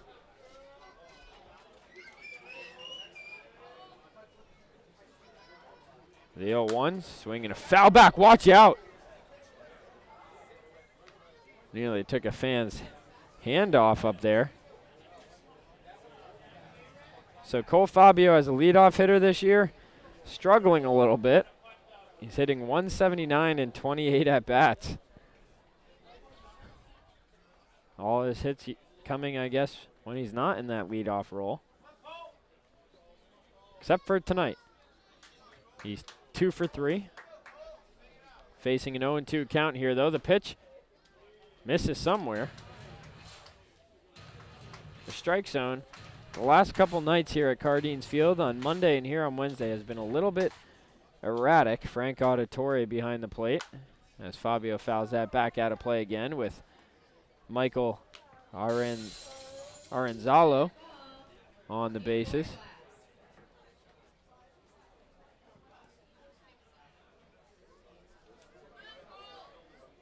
So a 1-2 the count on Cole Fabio. The pitch from Superco is lined, just foul down the first base line.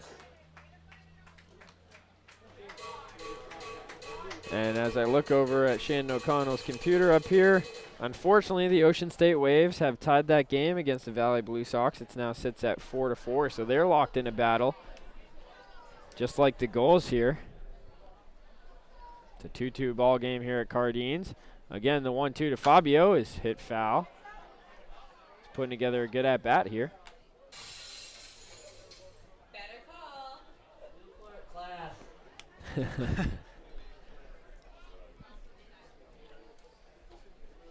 So 12 minutes to call Newport Glass. Oh, 9, do they? I believe so. And again, the 1-2 pitch. Up and in, 2-2. Cole Fabio would love to get on base here for Dixon, although Dixon did ground into a double play his last time up. As Fabio hits that one high in the air towards shallow center, ranging over is Brown, who settles under it to make the catch. One gone here in the bottom of the 7th inning. Brown back to the high socks tonight after wearing the pants down the past couple of days, trying to break up a slump. Number 14, Troy Dixon. Like the red jet out there in center. So here's Dixon, who's feasted on right-handed pitching this year. He's hitting .367 against righties. First pitch fouled back out of play, big cut. And that was a different swing than we've seen from him these last couple of at-bats. Last night just shortening up, going to all fields. That was a home run swing there from Dixon. Yeah, it was.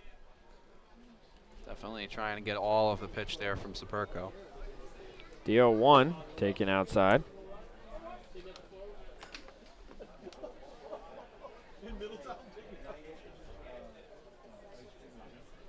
1-1 pitch. Again, outside. Auditory is fooling me back there behind the plate. Every time he steps back after a pitch, it looks like he's about to call it a strike. And Spurko's not missing by much, so making it tougher on us. And 3-1 the count now on Dixon, a hitter's count with Steven Scott waiting on deck. Dixon without a home run this year.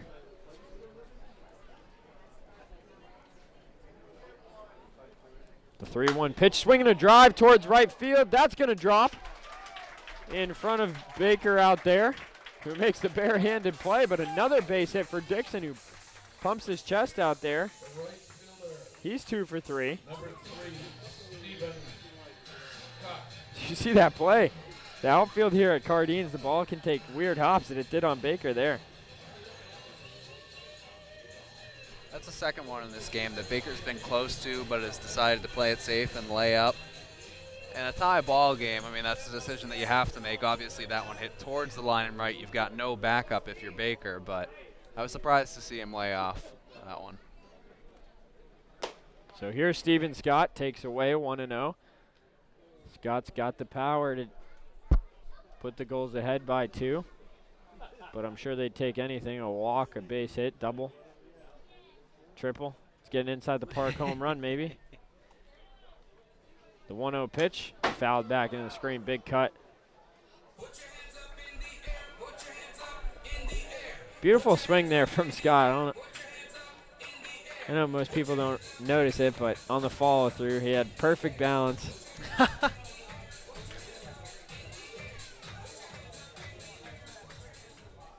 another right fielder of mine was one of my favorite swings. I don't know if you're familiar enough with the Sox, but Daniel Nava, an old utility outfielder for them, used to have a very pretty swing. Scott fouls that back out of play. You know, I'm familiar with pretty much every player in the MLB, but I can't picture Nava's swing. No? I know who you're talking about, but I'm not a huge Red Sox fan. Well, you're a Mets fan. I can imagine not. You know what, though? I mean, J.D. Drew spent some time in the NL. He had a pretty swing, too. Didn't make contact very often, but it was nice looking. A 1-2, dribbled back towards the mound. This is going to be a tough play. Fielded at second by Boucher, who throws over to first in time to get Scott for out number 2, but that advances Dixon to second. 4-3 on the play, and now the go-ahead run. Baseman, number 23, Jake. Out there at second base, and Jake Broke coming to the plate.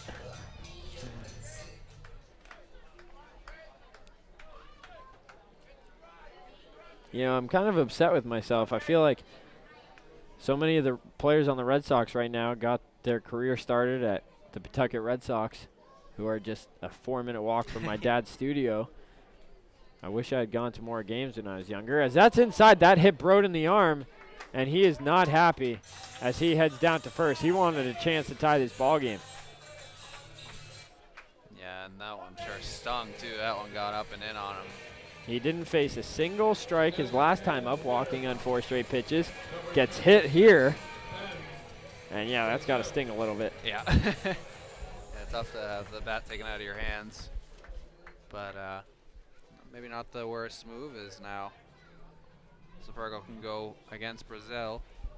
I mean, both guys are 0 for 2 with a walk, but Brazil has looked a little bit worse. A little dribbler back to the pitcher and then a strikeout looking in the 6th. First pitch in there at the knees for a called strike. That's a great pitch.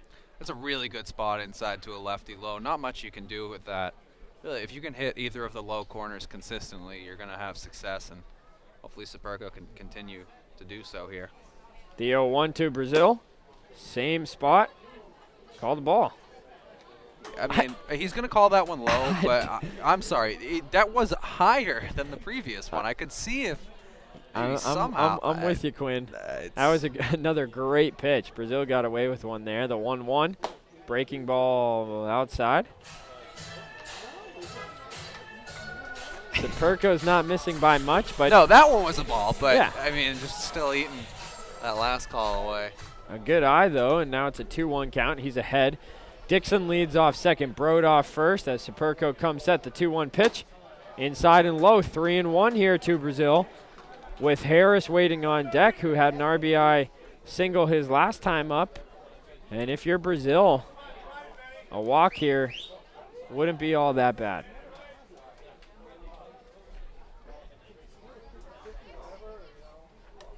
A 3-1, swinging a foul back, good cut. He's on him. Brazil was not thinking walk there. He was thinking, I'm bringing in at least one with this swing. And he was on last night, so he's seeing the ball well.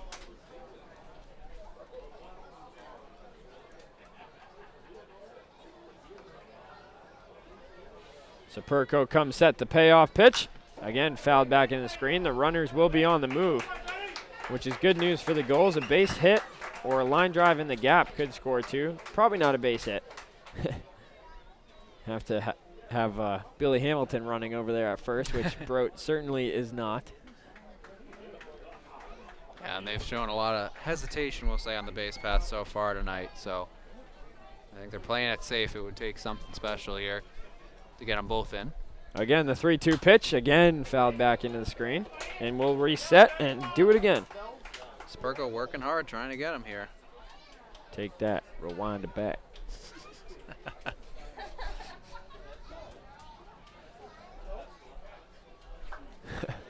So Little Tolan's got the beat.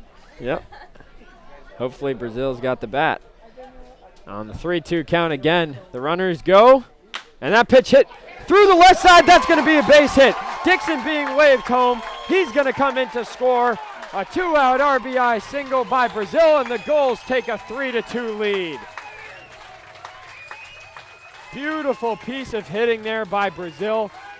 He fought off pitch after pitch, and a 3-2 count just went right with it through the left side, and the Gulls now lead 3-2. And, I mean, even better than the hitting was just the way he worked that at bat against Superco. He hung in there, kept fouling pitches off, and tired Superco out. Excellent job there. Big hand to Brazil.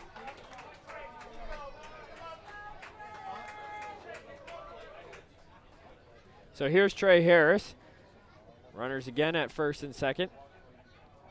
Superco steps up.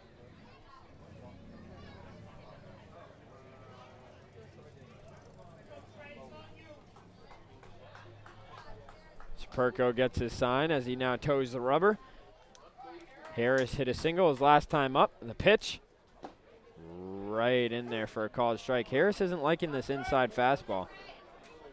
No, he's not. He's come up shaking his head at a couple of them here tonight, but it look pretty good from up here. So Brote leads off second, Brazil off first. The 0-1, slow dribbler towards the second baseman Bouchard. He throws over to first in time to retire the side, but a clutch two-run single, or two-out single by Ben Brazil puts the Gulls on the board. They get one run on two hits. They leave two on. We head to the top of the eighth here at Cardines Field.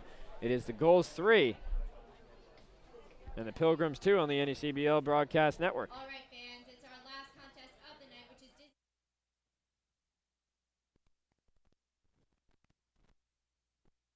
Wear what Major League Baseball and the NECBL wear. New Era Caps, the preferred cap of the NECBL.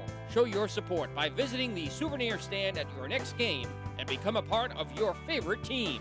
New Era Caps, the preferred cap of the NECBL. The 2016 NECBL All-Star Game is heading to the City by the Sea this summer. The NECBL's Midsummer Classic will be hosted by our very own Newport Gulls on Sunday, July 17th.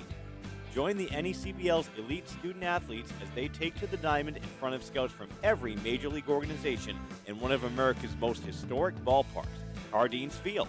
Make your plans now to join the NECBL's Best of the Best on Sunday, July 17th in Newport, Rhode Island for the 2016 All-Star Game.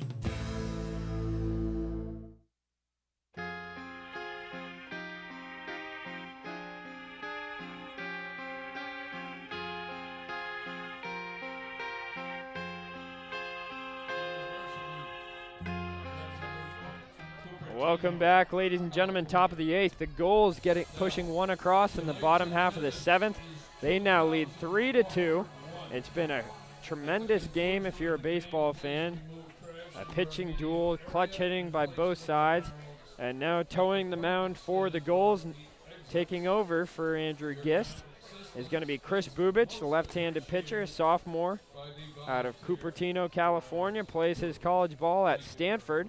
Him and his battery mate, Troy Dixon, behind the plate. Andrew Somerville also available out of the pen tonight. He plays his college ball at Stanford. And for Bubich on the year, he comes into today with a 5.30 earned run average. He's 1-3 on the year. In 6 games, he started 2 of them. 18 innings of work. He's allowed 15 runs, 11 earned, walked 9, and struck out 23. Leading off the 8th inning for the Plymouth Pilgrims. And so for Bubich, he'll hit face the top of the order here in the top of the 8th. Ryan Brown, who doubled his last time up. Yeah, Brown's got to be the one to get things going again here for the Plymouth Pilgrims. Takes a first pitch strike right down the middle. So many times we've seen late in ball games, they rely on Brown with his speed getting on first to try to give them a shot to score in the inning. The 0-1 misses high. He doesn't need another double. If he can just find any way to get on at board at first with his speed, it usually points to a productive inning for the Pilgrims. A 1-1 pitch hit high in the air to deep right field, but not deep enough as Scott settles under it and makes the catch. 1 gone. You know, every time I see a high fly ball hit to right, you have to at least give it a little bit of respect because it's so short down there, but yeah, that wasn't even close. Thought maybe it would get a little farther than that. It sounded good off the bat. It definitely did, but it really hung up there. He hit that one a lot higher than he did hit it far. So here's Jeremy Pena now. 0 for 3 tonight. He squares around to bunt, pulls it back, and takes a fastball up and away. Pena, the fan vote nominee for the All-Star game for the Plymouth Pilgrims. All right. We hope that if Kaiser, with his great game here tonight, hasn't convinced you, maybe Pena has. Or maybe you're just a little more red-leaning. Well, fans back home, you still have time to go vote for Connor Kaiser. As Pena takes again on the inside corner, 1 and 2. Just go to vote16.necbl.com. Hashtag Vote Kaiser. And swung on and missed. Bubich blew it by him. 4 out, number 2.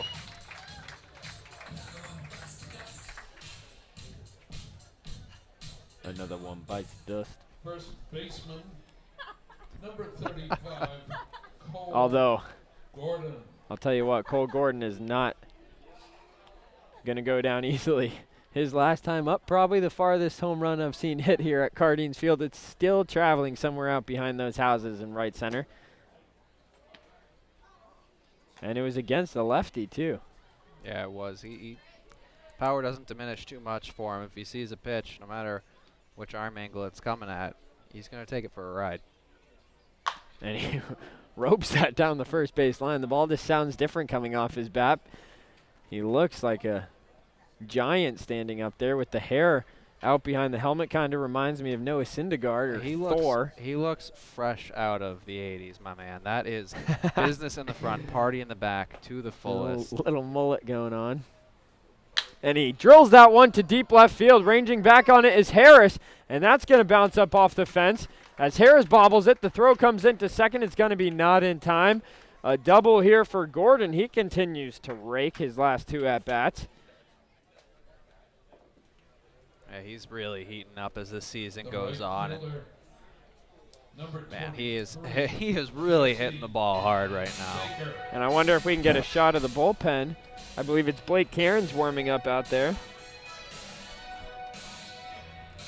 Maybe he'll be asked, if needed, to come in for the 4-pitch save. Or not 4-pitch, that would be absurd if he could get 4 outs and 4 pitches, but it is going to be Blake Cairns out there warming up. What I mean is the 4-out save. Man, you really cannot have any ill will between teams the way that bullpen is set up down there. No. So here's Baker now. Singled his last time up. First pitch from Bubic is in the dirt. Good pick by Dixon behind the plate. And Gordon dancing out there at second base trying to get in Bubic's head a little bit.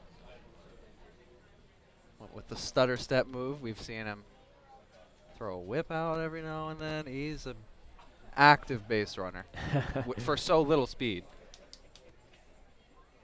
The 1-0 pitch hit high in the air to deep right field. Ranging over on it is Scott, and he makes the catch out there to retire the side. So for a second there, I thought it had a chance to get out, but he stayed in play for Scott, who makes the catch.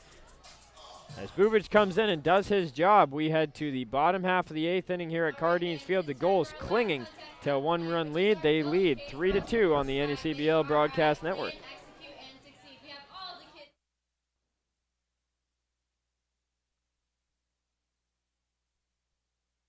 The NECBL Broadcast Network, your home for the Newport Gulls.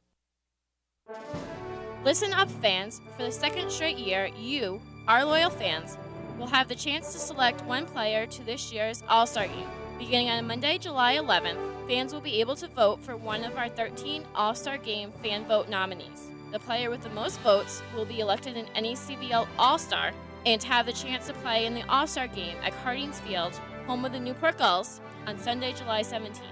Fan voting will take place online at necbl.com beginning on Monday, July 11th.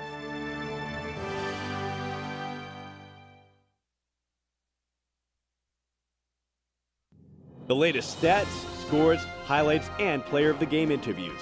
Tune in after the final pitch of every home game for all of the analysis you need, and listen in live for our exclusive interview with the Newport Gulls player of the game. Only on the Newport Gulls postgame report on the NECBL Broadcast Network.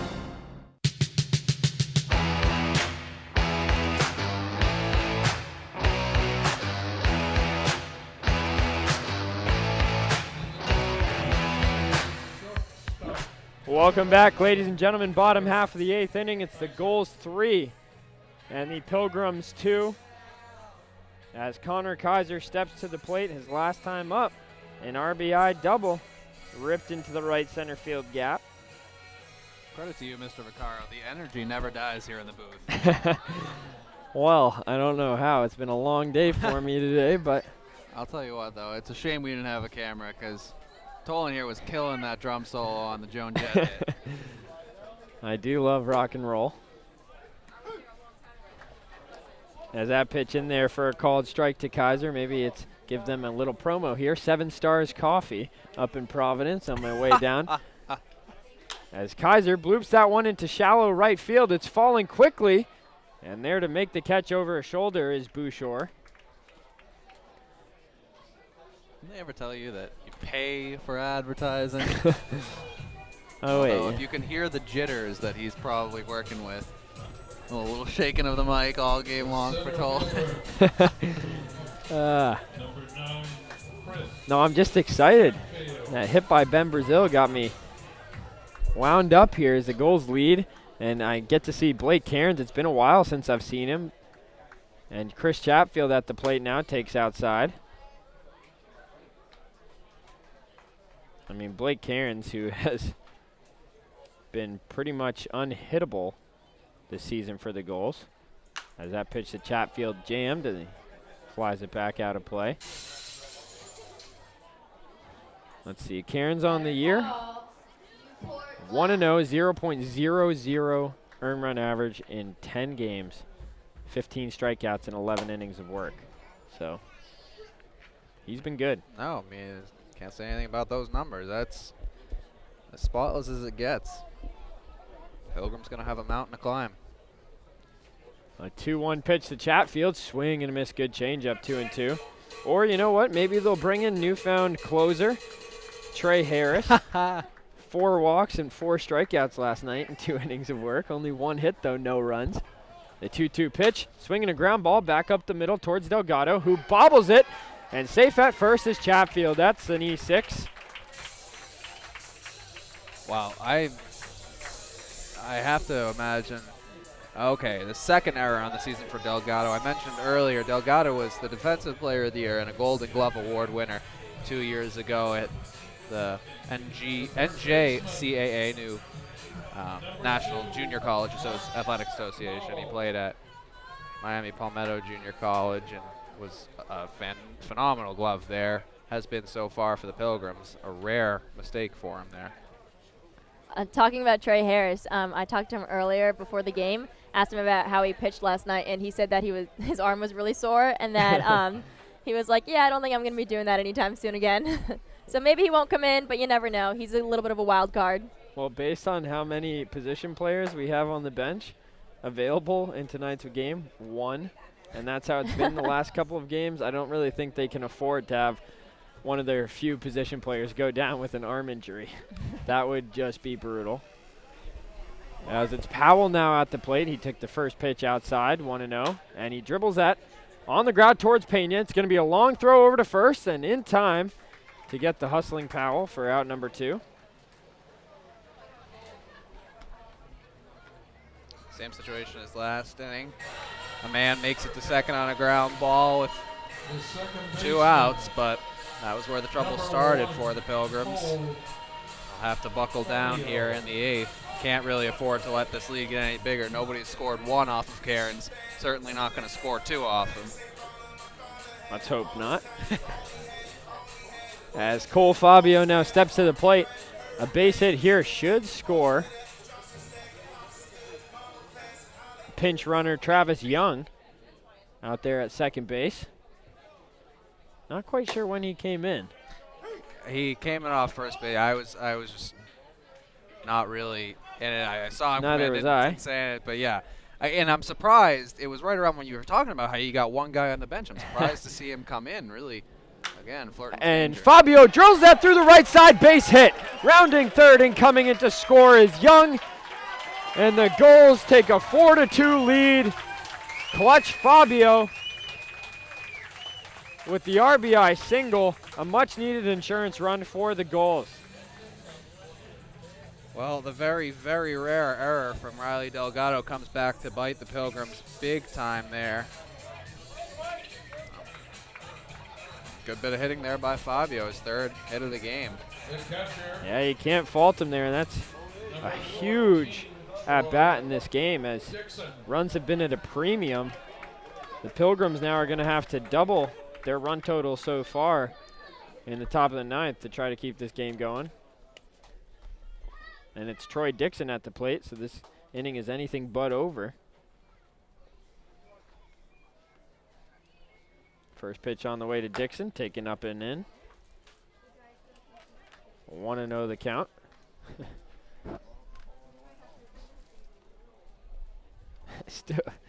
Still so funny to me when Trey Harris showed up on the mound yesterday. He's been such a goof since arriving with the team, and it's really sparked him. You'll see him post-game interviews, that kind of thing. He's always, photo bombing it, I guess is what they call it, NBA style. You gotta love the loose in the locker room kind of guys. A pitch to Dixon, fouled back out of play, 1-1. It's amazing. They can really do wonders for you, and I know you aren't a huge fan of the Sox, but that's the type of guy. I mean, he's played elsewhere. Oh, wow, name's escaping me. But in that latest championship run for the Sox, they had a couple of those big clubhouse guys, or if you go back to Cowboy up in 04 with Kevin Millar, he's an example of somebody that way a good mind in the clubhouse can really spur you on. Pickoff attempt at first, Fabio back in safely. Fabio does have speed. He's only been caught stealing twice this year in 11 attempts. 9 stolen bases. If he could find his way on second, that'd be huge. Was caught once here tonight. Thomas would love to nab him again. The 1-1. There goes the runner, and it's a wild pitch. As that pitch gets away from the catcher Thomas, and Fabio looked like he had a good jump, but he finds himself on second nonetheless, and now this is a possible RBI opportunity for Dixon. Chance to put the Gulls up by 3. And Dixon is 2 for 3 tonight with a walk. So going back to last night now, 7 for 9. And he takes up and in, 3-1. Pretty good number, 7-9, with 2 walks and the only outs being a double play and a line out to first base. I really can't complain about that. Superco comes set, pickoff at second, and they had him, but Delgado was unable to hold on to the ball. Wow, just a disastrous inning for Delgado there at short. I mean, great move from Superco. A really good move. He had him. Sometimes it's what happens. Long game, not too much action for Delgado at short, and that's the result. It's a 3-1 fouled back into the screen. Now full count on Dixon. 9:15 here at Cardines Field. The sun has now officially set out in left field. Wasn't the best of sunsets tonight, as there was, I kid you not, 0 clouds in the sky.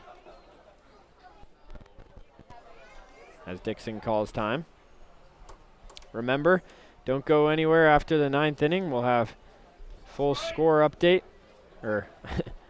from around the league. We'll also have the final line for both pitchers here tonight. And the player of the game interview for the Gulls is a 3-2 pitch. Just misses inside. Or no, they're going to call off that pitch? Yeah, it looks like they're going to call a balk on Superco. So isn't that a ball? No yeah, pitch. Yeah, with sorry. nobody on, it would have been a ball, but wow, it's funny. We saw in the last 2 games. Well, 2 games ago there were 2 balks called against the Pilgrims' opponent. In the last game there was 1 called on the Nighthawks, and now the first one we've seen all season on the Pilgrims. Again, the 3-2 misses outside to Dixon. Second walk he's drawn today, and he's seeing the ball so well. But that brings up Steven Scott with first and third, a chance to blow this game open now. Yeah, I mean. And Charlie Carpenter is on deck to potentially pinch hit. Able to get the first 2 outs of the inning. You have the man on second, so obviously the danger. But now it's 2 straight innings where the Pilgrims just can't seem to get themselves out of trouble. First pitch to Scott on the inside corner.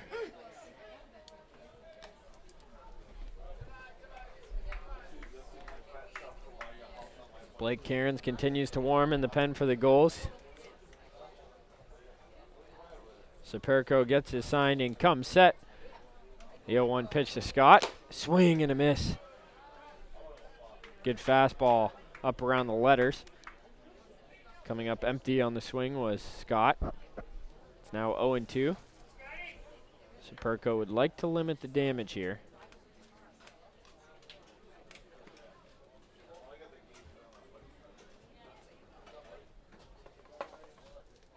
Comes set. The pitch swung on a miss. He struck him out. Superco, though, does give up 1 run on the 1 hit by Fabio. And he strands 2. We head to the top of the 9th inning here at Cardines Field as Blake Cairns comes on to try to shut the door on tonight's ball game. You're listening to the NECBL Broadcast Network.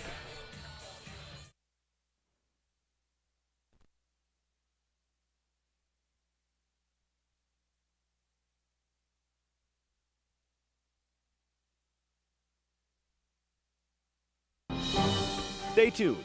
Stats, updated standings, and the exclusive Player of the Game interview just minutes after the final pitch on the Newport Gulls post-game report on the NECBL Broadcast Network.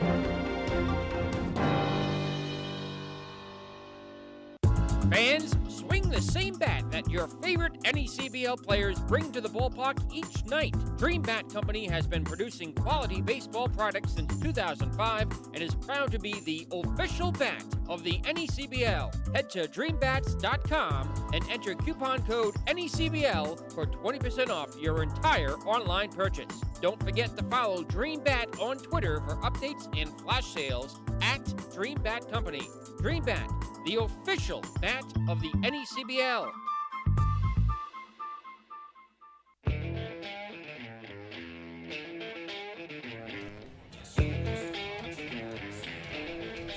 Welcome back, folks. Top half of the 9th. Blake Cairns takes the mound for the Gulls as he'll try to close things out on tonight's game. And Cairns has been nothing but fantastic for the Gulls so far this year. Junior out of Georgia University. Again, go Dogs. And Cairns, his last couple games, his last time out, July 9th against Danbury. 1 inning pitch, 2 strikeouts, 1 walk. Before that, against Plymouth, at Plymouth. 1 inning, struck out the side. And the day before that, faced Valley here at home, 1 inning, struck out the side. So pretty much every time out, he's been nothing short of unhittable. We'll see if he's able to continue that here tonight. A good part of the order for him here. The 5, 6, 7 men for the Pilgrims are combined 1 for 8 with a walk. A pair of strikeouts as well. The first pitch in there for a called strike on Delgado. 0-1 the count. Cairns working quickly. Works only out of the stretch. The 0-1. Swinging a line drive. Foul down the first base line. See if we can get a gun reading over here on the next pitch.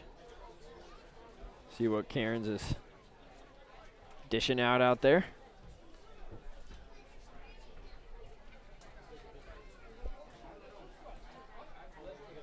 So Delgado steps in. Cairns gets his sign from Dixon. Comes set. The 0-2 pitch. Breaking ball just outside. If you're gonna miss 0-2, that is the place to live, as the fans have so kindly pointed out. Yeah, it was a good miss for Cairns. The 1-2 fastball high right on the coast. As he misses up with the fastball, now 2-2. Comes set, 2-2 pitch. Swinging a foul back into the screen. Cairns out there throwing 93 miles an hour tonight. I'll tell you, from up here, he doesn't look that big out there on the mound, but when you're standing next to him, Cairns is a big boy. Again, the 2-2. Swinging a line drive towards left field. That's going to get down for a base hit as it bounces in front of Harris. The first hit that Cairns has given up in his last 6 appearances. Wow. Oh, Delgado should feel good about that. He's been hitless until the 9th here tonight. But a good time for him to get one. And the Valley Blue Sox coming through for us as they score 3 in what looks like the bottom of the 8th. And they're ahead of the Ocean State Waves now 7-4. Valley's really turning around lately, too. They had a bit of a skid of their own, but starting to get things going out there in Holyoke. So here's Chase Bouchard. Cairns with the first pitch. Just low. Cairns does look like he's throwing an extra couple miles an hour tonight. It's been a few days since he last threw. The 1-0. Fastball up and in, 2-0. Falling behind both batters so far here. As Dixon walks out in front of home plate and tells Cairns deep breath all the way back, meaning come back all the way in the count here.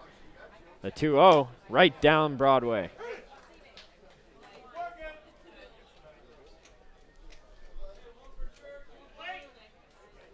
We got speed over there on first with Delgado. A little bit of speed. Oh, beautiful breaking ball. Saw the knees buckle there on Bouchard. Yeah, completely fooled him. Expects that mid-90s fastball. Instead, he gets a good breaker from Cairns, and now he's got to be thinking about both pitches. 2-2 pitch lined into right field, base hit. They're seeing the ball out of Cairns' hand well here tonight. That's back-to-back hard singles, and the Pilgrims have something working here. In the top of the 9th, runners at first and second, nobody out. And you know what's funny is the Gulls cleared their bullpen here in the top of the 9th, I believe. See if we can get a shot of that. But they took everyone out as we see Jake Cousins now jogging down there very quickly. Well, it's funny. I mean, the Pilgrims. Yeah, no one out there except for the bullpen catcher. And now we see, I believe, Bradley Wilpon head out there. Well, so first off, pinch hitter here, Brian Sharp in to pinch hit from O'Regan. Number 15, Brian Sharp. Brian Sharp. Of the University of Missouri at Columbia. Sharp had a pair of walks in last night's game, but was 0 for 3 otherwise. Now the Pilgrims worked 3 walks against Gist, and that was 1 shy of his prior season total. Now they've got 2 hits here, and that's half of Cairns' prior season total. First pitch here, taken in for a called strike. Surprised that he's not squaring around to bunt in that situation? No, they didn't bring him in here to bunt, and you need the 2 runs. And this, this is one of the hottest bats. Hitting over 300 is Sharp, and he's really been swinging well lately. The 0-1 missing inside. I mean, O'Regan's got far better speed. They would have left him in there if they were looking to bunt and move over. So runners at first and second. It's not an easy 9th here for Cairns by any means. The 1-1 breaking ball just slipped out of his hand. 2-1 the count. The Gulls lead here 4-2, and now that extra run they picked up the last half inning is looking real good for him out there. Cairns comes set. The 2-1 pitch, swinging fouled back into the screen. 2-2, a strikeout here would be huge for Cairns. Put the double play as a possible game ender. Been a 2-2 against each prior batter, though. And the Pilgrims have won the first 2 battles. Have to see if they'll win the war, though. A 2-2 pitch. Just inside, 3-2.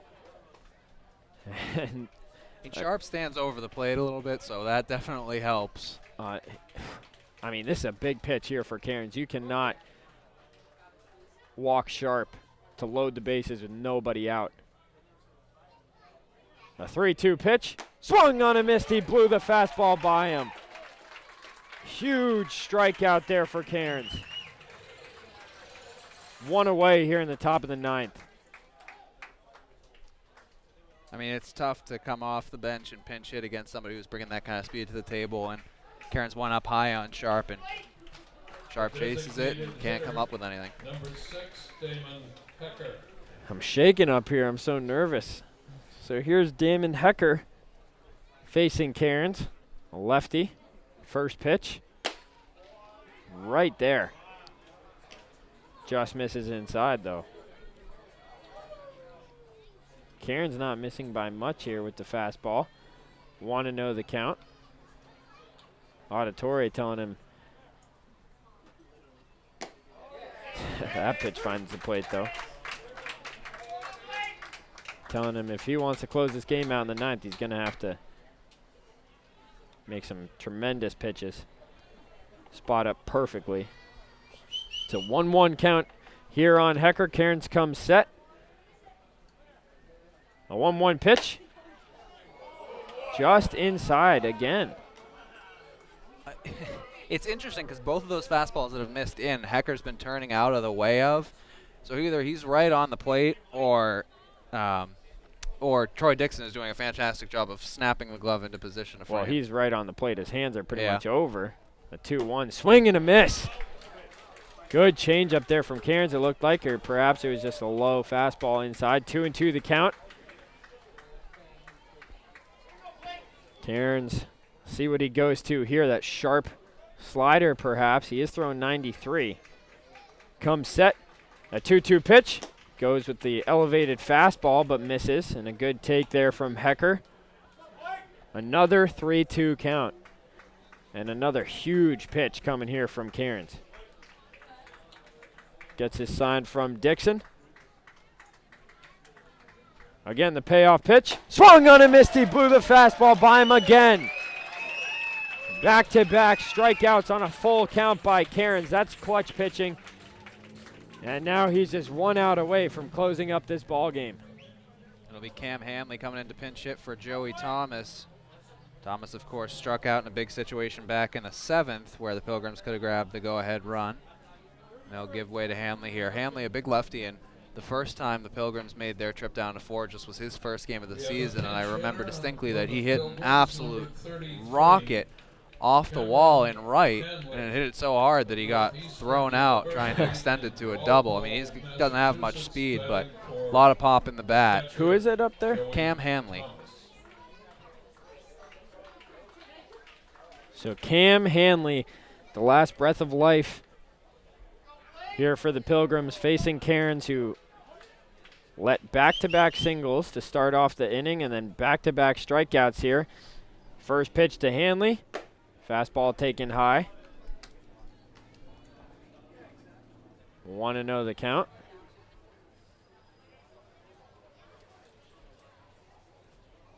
Cairns comes set. A 1-0 pitch, breaking ball in there for a called strike, another good one.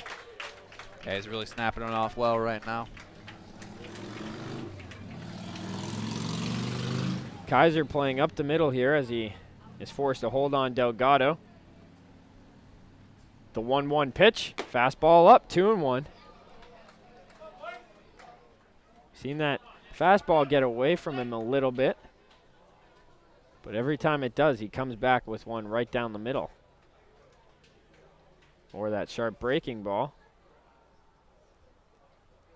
The 2-1 pitch on the inside corner for a called strike. Finally gets that inside call. Yeah, I mean, looked very similar to a couple of pitches that were called balls earlier for him on Hecker and Sharp. Perhaps just because they were standing a little bit closer to the plate than does Cam Hanley. And Cairns one strike away from finishing off this ball game. Comes set. A 2-2 pitch. Swing and a miss, and the ball game is over. Blake Cairns strikes out the side after back-to-back singles. It's the third time he's done that in the last 4 games. Blake Cairns now with 11 strikeouts, his last 4 appearances. Oh, what a job he's done for the Gulls. His ERA remains at 0, and it's the Gulls who takes tonight's game by a score of 4-2. Quinn? I'm sorry. What's your take on that? Question. I mean, look, he locked it down. Like I said earlier in the inning, they got to Gist a little bit more than he'd been gotten to this season. They got to Cairns a little bit more there to start the inning than he'd been gotten to this season.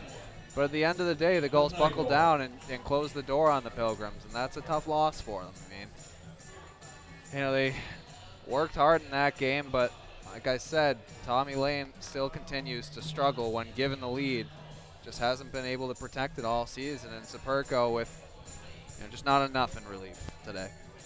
All right, well, we'll take a quick break here. Don't go anywhere, though. When we come back, we'll have the full post-game report for you, updated stats and standings on what's going on around the league, and the player of the game interview live down on the field. Don't go anywhere. The post-game show is next on the NECBL Broadcast Network.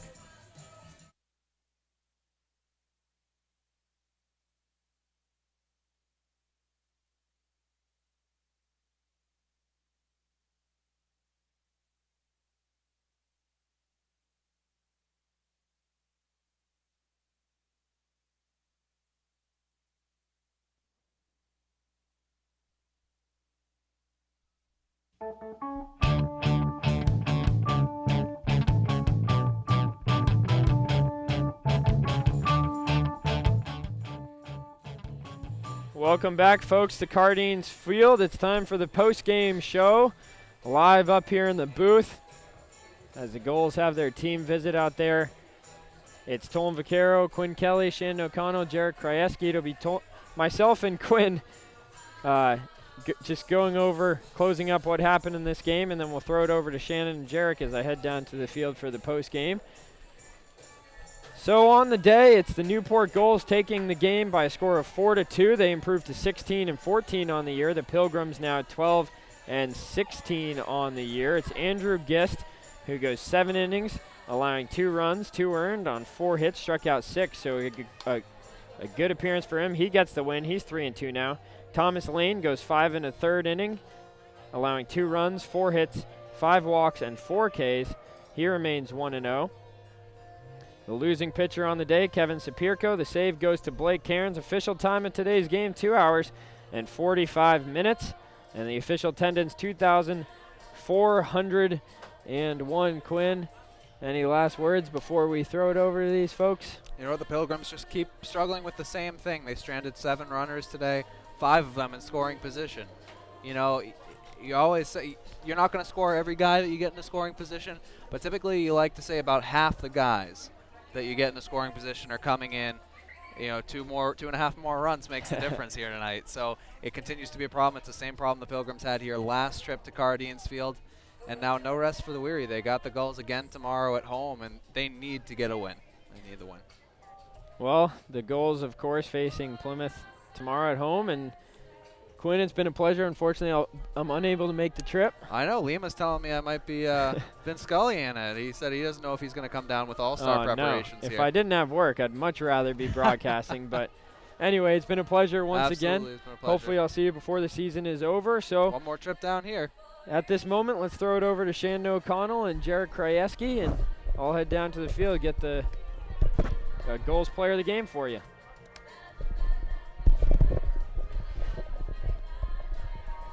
All right, for some updated scores around the NECBL, we only have one game that ended, and that was up at the Shipyard. Mystic beat Danbury 5-4.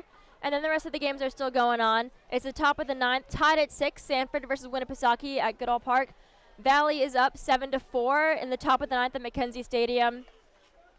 It's the bottom of the 9th, Keene 5, Vermont 7 at Alumni Field. And then it's top of the 9th, Upper Valley nothing, North Adams 2 up at Joe Wolf Field. And then tonight's game here at Cardinesville just ended. Gulls won 4-2 against Plymouth. Jarek, anything you wanted to say about the game? Great game, great pitching matchup. Both starters really pitched efficiently through the first 5 innings. Gis was throwing a no-hitter for the first half of the game. And then just the big clutch hit by Cole Fabio in the 8th to get an insurance run because things got a little dicey in the 9th. Definitely. Yeah, like you mentioned, it was a pitching duel. There were no scores until the 6th inning or so. Let me just go and check that. But, yeah, it was in the 6th inning that Plymouth scored their first 2 runs. So most of the game, we were scoreless, so the pitchers were doing really well. Yeah, and Gis really pitched a great game tonight. He just made one mistake to Cole Gordon, who probably hit the farthest home run that I've seen hit this season. It was an absolute moonshot. But other than that, he pitched to his strengths, got a lot of ground ball outs. Cole Fabio was really working out there tonight and pitched 7 strong innings. Definitely. And Trey Harris is still playing well. He got one of his singles, got an RBI, so he's still playing pretty well. A little sad he didn't come into pitch tonight because I was talking to him earlier, like I mentioned, and he had a good time out there at the mound last night. Yeah, he's been really a big spark, and then the timely hitting of Connor Kaiser, who's been coming on strong lately. Had 3 hits yesterday, and then had the huge double tonight that put the Gulls ahead. So Kaiser especially has been really hot hitting lately. Definitely. And speaking of Connor Kaiser, we can't forget to vote for him to be on our 2016 NECBL All-Star team. So you can do that at vote16.necbl.com. But we are going to toss it down to Tolan down in the field for the player of the game interview. All right, Tolan. Thank you, Shannon. It's time for the Gulls player of the game, Tolan Vaquero, here alongside tonight's starting pitcher, Andrew Gist. Andrew, tremendous job tonight. How'd you feel out there on the mound? I felt pretty good. I didn't have my best stuff today, but I just came out there and competed and just tried to fill up the zone, and worked out pretty well. 7 innings pitched, just 2 runs, 7 strikeouts. You say you didn't have your best stuff. Those 7 Ks, though, could prove otherwise. Yeah, I mean, I had a couple pitches working for me, but yeah, I guess I'm not too happy about a home run. I'm getting up quite a few, but overall, pretty good job. Yeah, that one hiccup, the home run there, a bomb off the bat. What was that pitch? What was the mistake there? First pitch. Last week I pitched against him. He hit a home run off a fastball, so I've been throwing him sliders for most of his bats, and he just left one over the plate and got a hold of it. Well, you seem to be pitching well against the Pilgrims when you do. Obviously, your teammates over here making fun of us out here a little bit. How's the atmosphere been in the clubhouse? You guys are obviously playing some good baseball the last couple of games. Right. I mean, we've been winning, and our team chemistry is definitely getting better as the summer goes on. So I guess, yeah, it's going good. Well, thank you very much. This Newport Gulls player of the game, Andrew Gist, and thank you for spending the time with us tonight. Tremendous job. Let's throw it up to the booth one more time, Shannon and Jarek. All right, just a final comment on the game. We've had some pretty good offensive games recently. Hoping that we can just keep the streak going through this week and then the weekend when we have the All-Star game. Yeah, definitely. The pitching's been great lately, and they've been getting the timely hits when they need it. Definitely. All right, Tolan, throwing it down to you to close things out. Thank you, guys. Tolan Vaquero here as we wrap up tonight's ball game. It's the Gulls taking the win against the Plymouth Pilgrims. Winning by a score of 4-2 is a tremendous ball game. The Gulls at one point trailed 2-0 after the 2-run bomb, one of the farthest home runs I've seen hit here at Cardines Field, actually. And then Ben Brazil coming up with a clutch single through the left side. Cole Fabio with another clutch hit, giving them the much-needed insurance run. And then Blake Cairns, of course, coming on in the ninth. It gave us a little fright up there in the booth, but in the end struck out the side yet again. Tremendous pitching performance by him. The Gulls will be back at it again tomorrow night at Plymouth as they look to get to 3 games over 500. But before we conclude tonight, let's take a second to thank everyone that made tonight's broadcast possible. Executive producer Tom Lima, producer Shannon Carlson, Director of Media Relations Nick Lima, Associate Producer Rob Sanchez, Audio Tech Megan Windle, On-Site Engineer Robbie Rose, Field Reporter and my co-host in the booth, Shannon O'Connell, Statistician Jarek Krajewski, and Quinn, the Pilgrims broadcaster. I'm Tolan Vaquero, and as always, be safe and have a good night. We hope to see you here next time at Cardines Field.